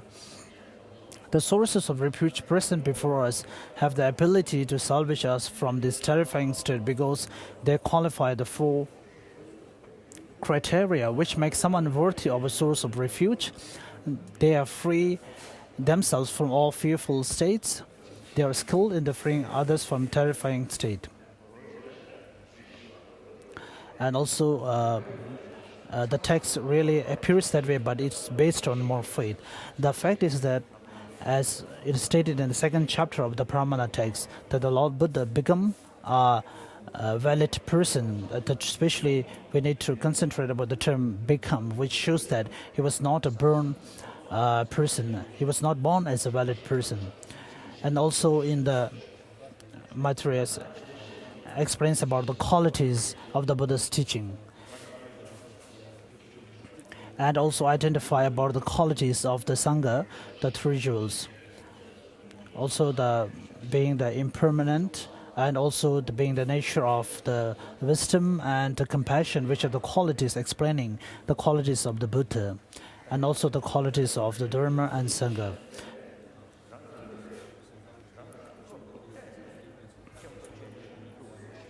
So if we take refuge from the deep of our mind, having understood such qualities of the Buddha, then the three jewels will never deceive us. Therefore, if you can trust and take refuge in them, it's impossible for them to fail you. Reflecting that you have submitted yourself to the three jewels for refuge until you reach enlightenment, take refuge in them as you have done before, while entrusting yourself to them, thinking, you know the best to free me from the terrors of samsara and the bad transmigrations. As it is very important for your practice of taking refuge to be effective, it will be good to go over these two visualizations one after the other, so that you are deeply moved and inspired by it. When interested in a shorter version, you could do like this. Use any of the methods of reflecting upon the reasons of taking refuge and say this prayer: I seek refuge in the teacher, deity, and the three jewels. While reciting that, imagine nectar flowing from any one of the refuges, from amongst the entire assembly of them, and cleansing your negativities. During the next two lines of the verse of taking refuge, by the collections, merit and wisdom from giving and so on, may I become a Buddha to benefit all sentient beings. Contemplate that how these mother sentient beings are sway karma and disturbing emotions. And with that, we have to visualize that we ourselves become the Lord Buddha. But it is not, we should not be proud, or we should not let the pride overcome us feeling yourself as a Buddha. It is also very important in the Vajrayana teachings. So if we really have understanding about the pride based on the valid cognition, then it will be very beneficial. Otherwise, one will keep on developing more wrong views arising out of such perceptions. How nice if I could, for the benefit of all sentient beings across the expanse of space, attain Buddhahood through the force of whatever roots of virtue that may arise from my generosity, morality, and meditation. May I attain it, I shall attain it. For that purpose, I will train my mind stream in the stages of the path to enlightenment.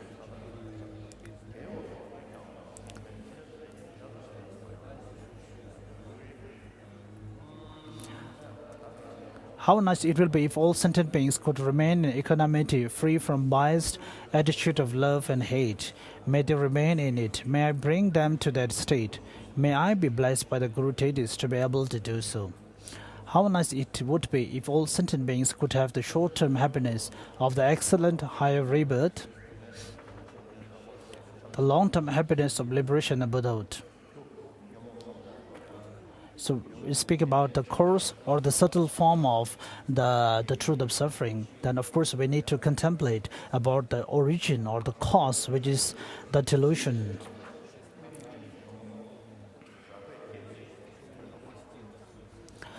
Then when we speak about the subtle or the coarse form of the Buddha, according to the highest Madhyamika teachings, the mind perceiving the self as sustaining, substantially sustaining, so the The truth of suffering arising out of that is considered to be the cursed one, while the subtle one is the one arising from the subtle form of the delusions in the highest mathematical school.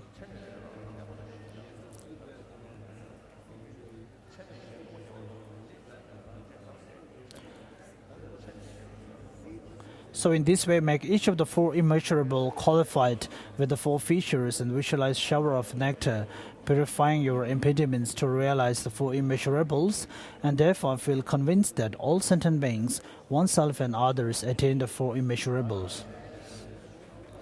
Regarding the cultivation of special inclusive altruism, think along these lines. Though these sentient beings, my beloved mothers, desire happiness, they never cultivate the positive karmas, which will certainly serve as the cause for their happiness. And in spite of not wanting suffering, they indulge in all kinds of vicious behavior, which are the causes of suffering. Therefore, they have no occasion for happiness, but are inflicted with intense suffering. So without gaining the power to save the sentient beings in this life of mine, how can I bear the suffering that torment them for countless realms? I shall at any cost achieve the perfect, complete, precious enlightenment quickly and swiftly for the sake of my mother sentient beings. And for that purpose, I shall proceed to meditate on the guidance teachings on the stages of the path to enlightenment on the basis of sweet and profound Guru Deity Yoga. Fourth, clearly imagining the merit field in the space before you, directly at the level of your mid-eyebrow, reverberating with the profound and extensive Dharma teachings. Outside them, in accordance with their karmic share, the disabled to be tamed receive water where there is barren dry land. The remote rocky lands have trees, boats and bridges to cross the water, food and drinks for those suffering hungry, friends for those without near and dear ones. So the sweet part and the other transmissions are related to the Vajrayana teachings also, but the refined gold Lamrim is only based on focus on the sutra alone.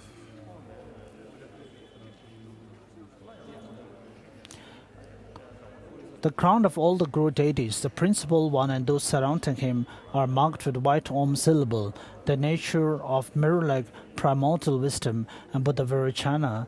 The throat is marked with red A symbol, the nature of analytical primordial wisdom, and Buddha Amitabha. So maybe I should read the liberation in the palm of the hand first.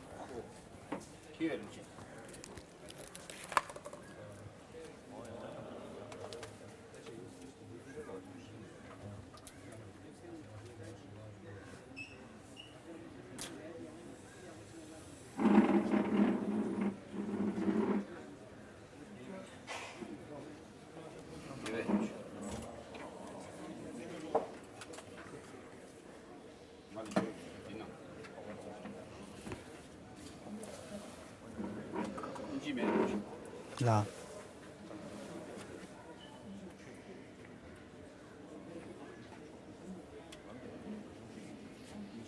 Yeah.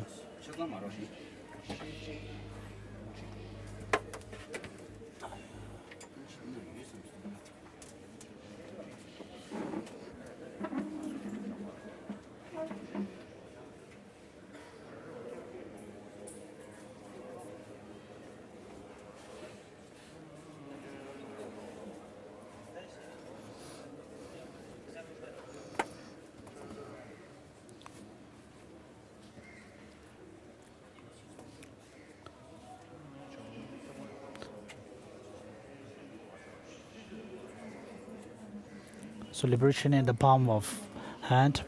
Captain Pabonga Rinpoche, a peerless king of the Dharma, spoke a little in order to set our motivations properly for the teachings to follow.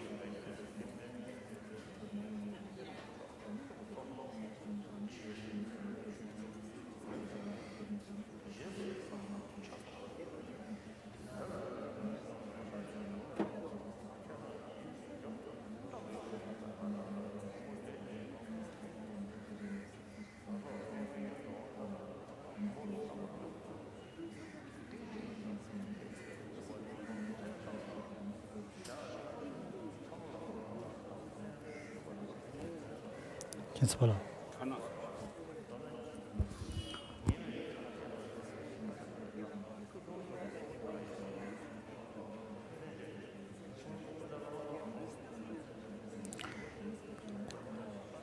sorry for the delay. Immeasurable, countless numbers of Buddhas have come in the past. So if you have the courtesy of the wisdom publication text, we are on page number 4. But unfortunate beings such as myself were not worthy enough to be direct disciples even of Shakyamuni, the best of protectors, who stands out like a white lotus among the 1,000 great Buddhas, the saviors of this fortunate eon. First, we have to be forced into developing even a moment's wholesome thought. This took us to the optimal physical rebirth as a human.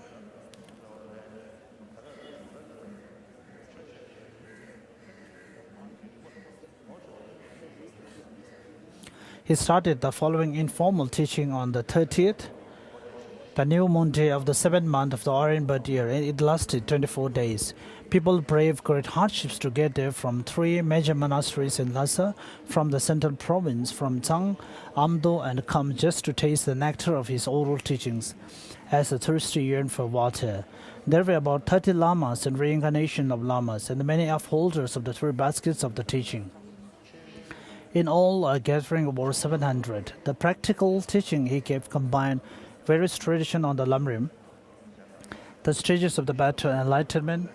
There were 2 oral lineages related to the Lamrim text, Manjushri's own words. One of these lineages was quite detailed and had developed in the central province. Another lineage of a briefer teaching flourished in the south of Tibet. He also included the concise teaching, the sweet part Lamrim, and in the part of the great scope section that deals with the interchange of self and others, he taught the 7-point mind training. We're on the page number 5. Again, I repeat, we have the book published by Wisdom Publication. These are some of the ways in which all of his discourses were so extraordinary. How could I possibly convey all this on paper? Yet what a pity if I were to forget all the key points contained in these inspiring instructions. This thought gave me the courage to write this book. As my precious Guru later advised me, some of the people present could not follow the teaching, and I could not teach them again. I am afraid I do not trust all the notes people took during the classes. I therefore ask you to publish a book. Put it in anything you feel sure of. In this book, I have recorded my Lama's teachings without any changes in the hope that this book, while no substitute for his speech, may still benefit my friends who wish to succeed in their practice.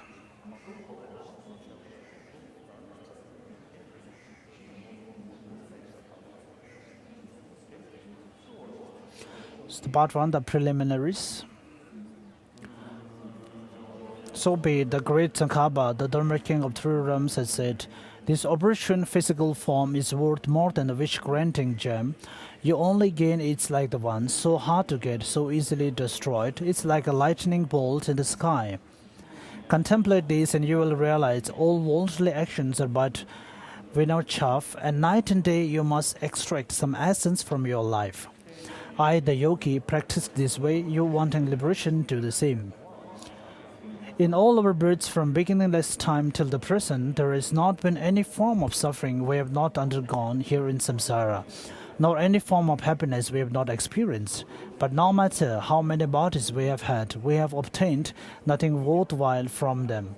Now that we have gained this optimum human form, we should do something to derive some essence from it. So long as we do not examine this life, we will feel no joy whatsoever in finding such a supreme rebirth, and would probably be happier on finding some pennies. We will not feel at all sorry if we waste this optimum human rebirth. We would probably feel much more regret if we lost some money. But this physical form which we have now is 100,000 times more valuable than any wish-granting gem. We're on page number 10. If you were to clean a wish-granting jewel by washing it 3 times, polishing it 3 times, and then offer it at the top of a victory banner, you would effortlessly obtain the good things of this life, food, clothes, and life. I don't need the fan over here. It's causing trouble for me. If you were to clean a wish-granting jewel by washing it 3 times, polishing it 3 times, and then offer it at the top of a victory banner, you will effortlessly obtain the good things of this life.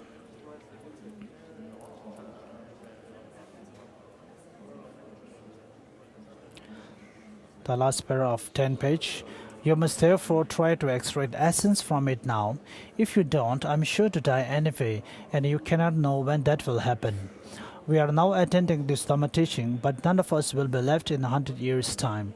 In the past, Buddha, our teacher, amassed the 2 collections over many eons, thus obtaining the Vajra body. We're on page number 11. Yet even he, to the common appearance, went to Nirvana. After him, there came scholars, adepts, translators, and pundits to both India and Tibet, but they have all seemingly departed this life. Nothing is left of them but their names to say. There was this one and some other. In short, there is no one you can produce as an example of a person whose death has sped. How could you alone live forever? You have no hope of being spared. Therefore, not only are you sure to die, but also you cannot be certain when this will happen. You cannot even be sure that you will still be alive next year in the human realm, still wearing your 3 types of monk's robes. By this time next year, you may have already been reborn as an animal covered in shaggy fur with horns on your head. Or you may have been born as a hungry ghost, for example, having to live without being able to find food or even a drop of water.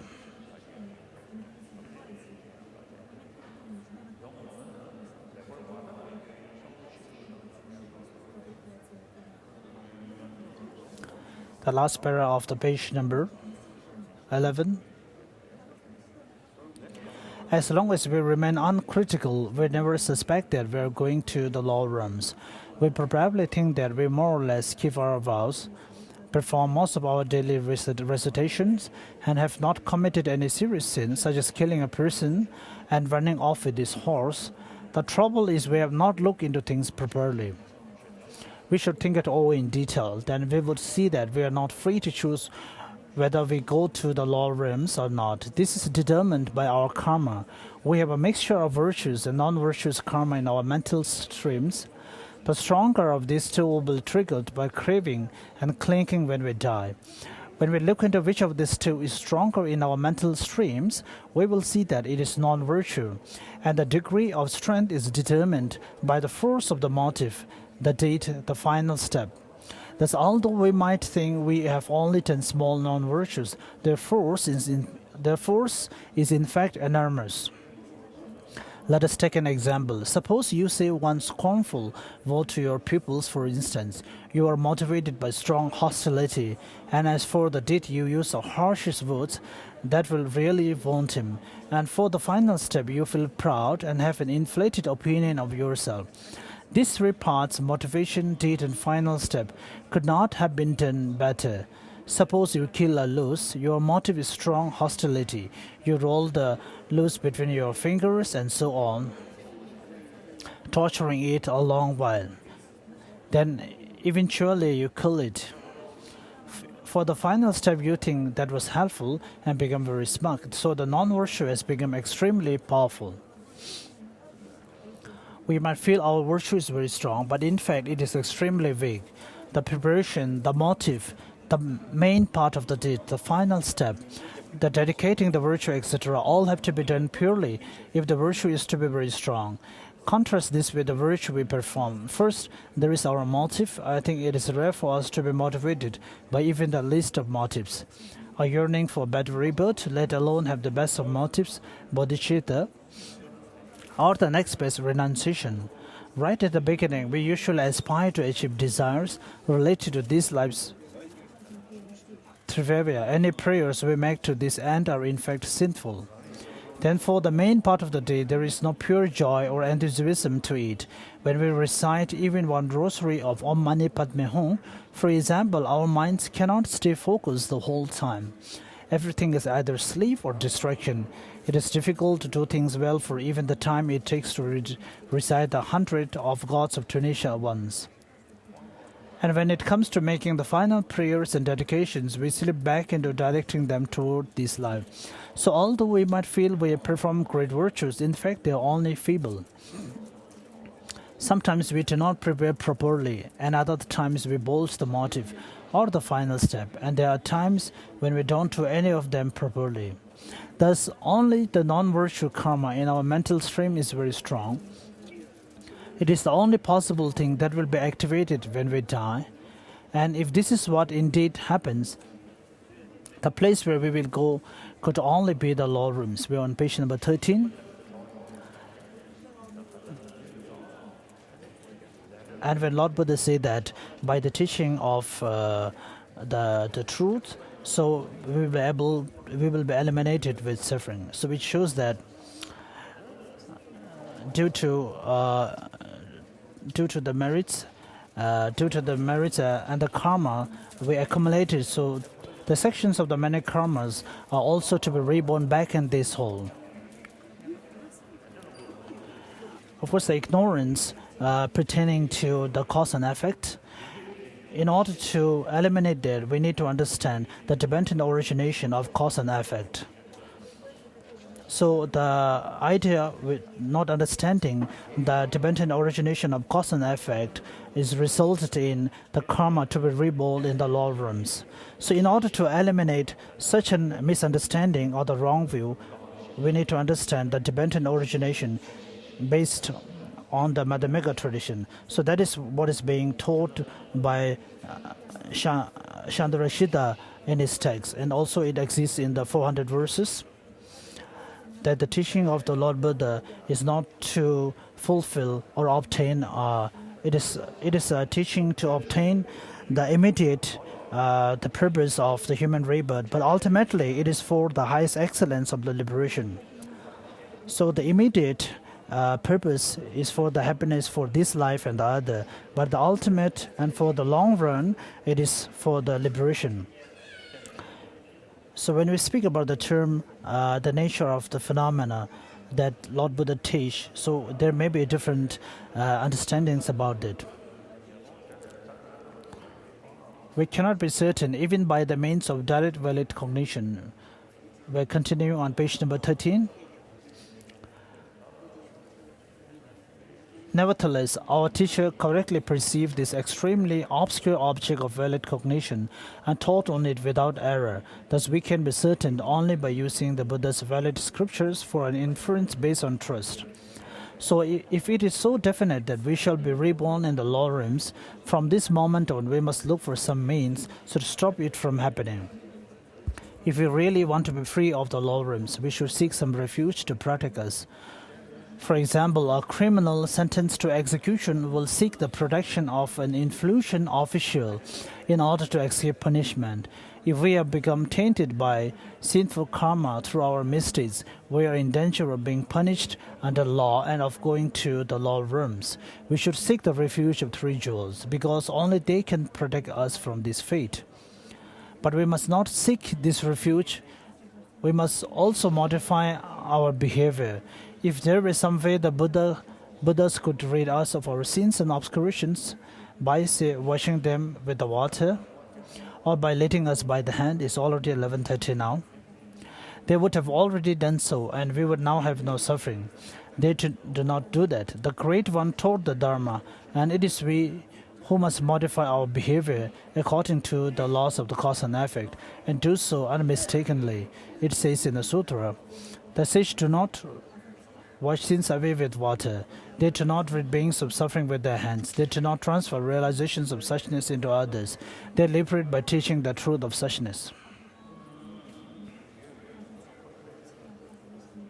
On page number 15, the second para. Even the rebirths of gods and humans are nothing but suffering. The human rebirth has the suffering of birth, old age, sickness, and death. It is the suffering of being separated from things one holds dear, meeting with unpleasantness, and not finding the things one wants despite searching for them. The demigods also have suffering, for they are wanted when they go to battle, and they suffer all the time from jealousy. When reborn as a god of the desire realm, one suffers because one displays the omens of death. The gods of the higher realms do not have any manifest suffering. However, they are still by nature under the sway of the suffering that applies to all conditioned phenomena because they have not gained enough freedom to maintain their state.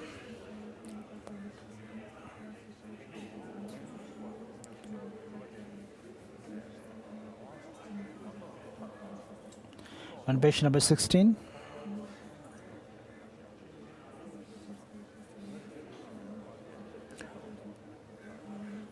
Chandra Gomin said in his letter to Disciple, "There are kinsmen stranded in Samsara's ocean who seem to have fallen into the abyss. When due to birth, death, and rebirth, you don't recognize them and reject them. Freeing only yourself, there is no greater shame." In other words, although we do not recognize each other as such, there is not one sentient being who has not been our mother, and just as we have taken countless rebirths, we have had countless mothers. Not being has been our mother. No being has not been our mother. And each time they were our mother, the kindness they show us was not different from the kindness shown by our mother in this life. Since they did nothing but lovingly care for us, there is not the slightest difference. So we will stop here.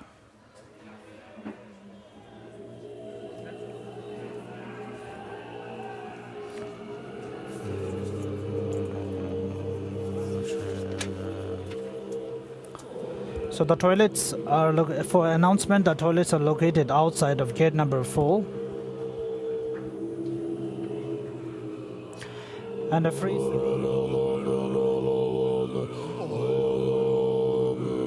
So if you want to take the meal, you might have to bring your own bowl and spoon if you have not brought it today.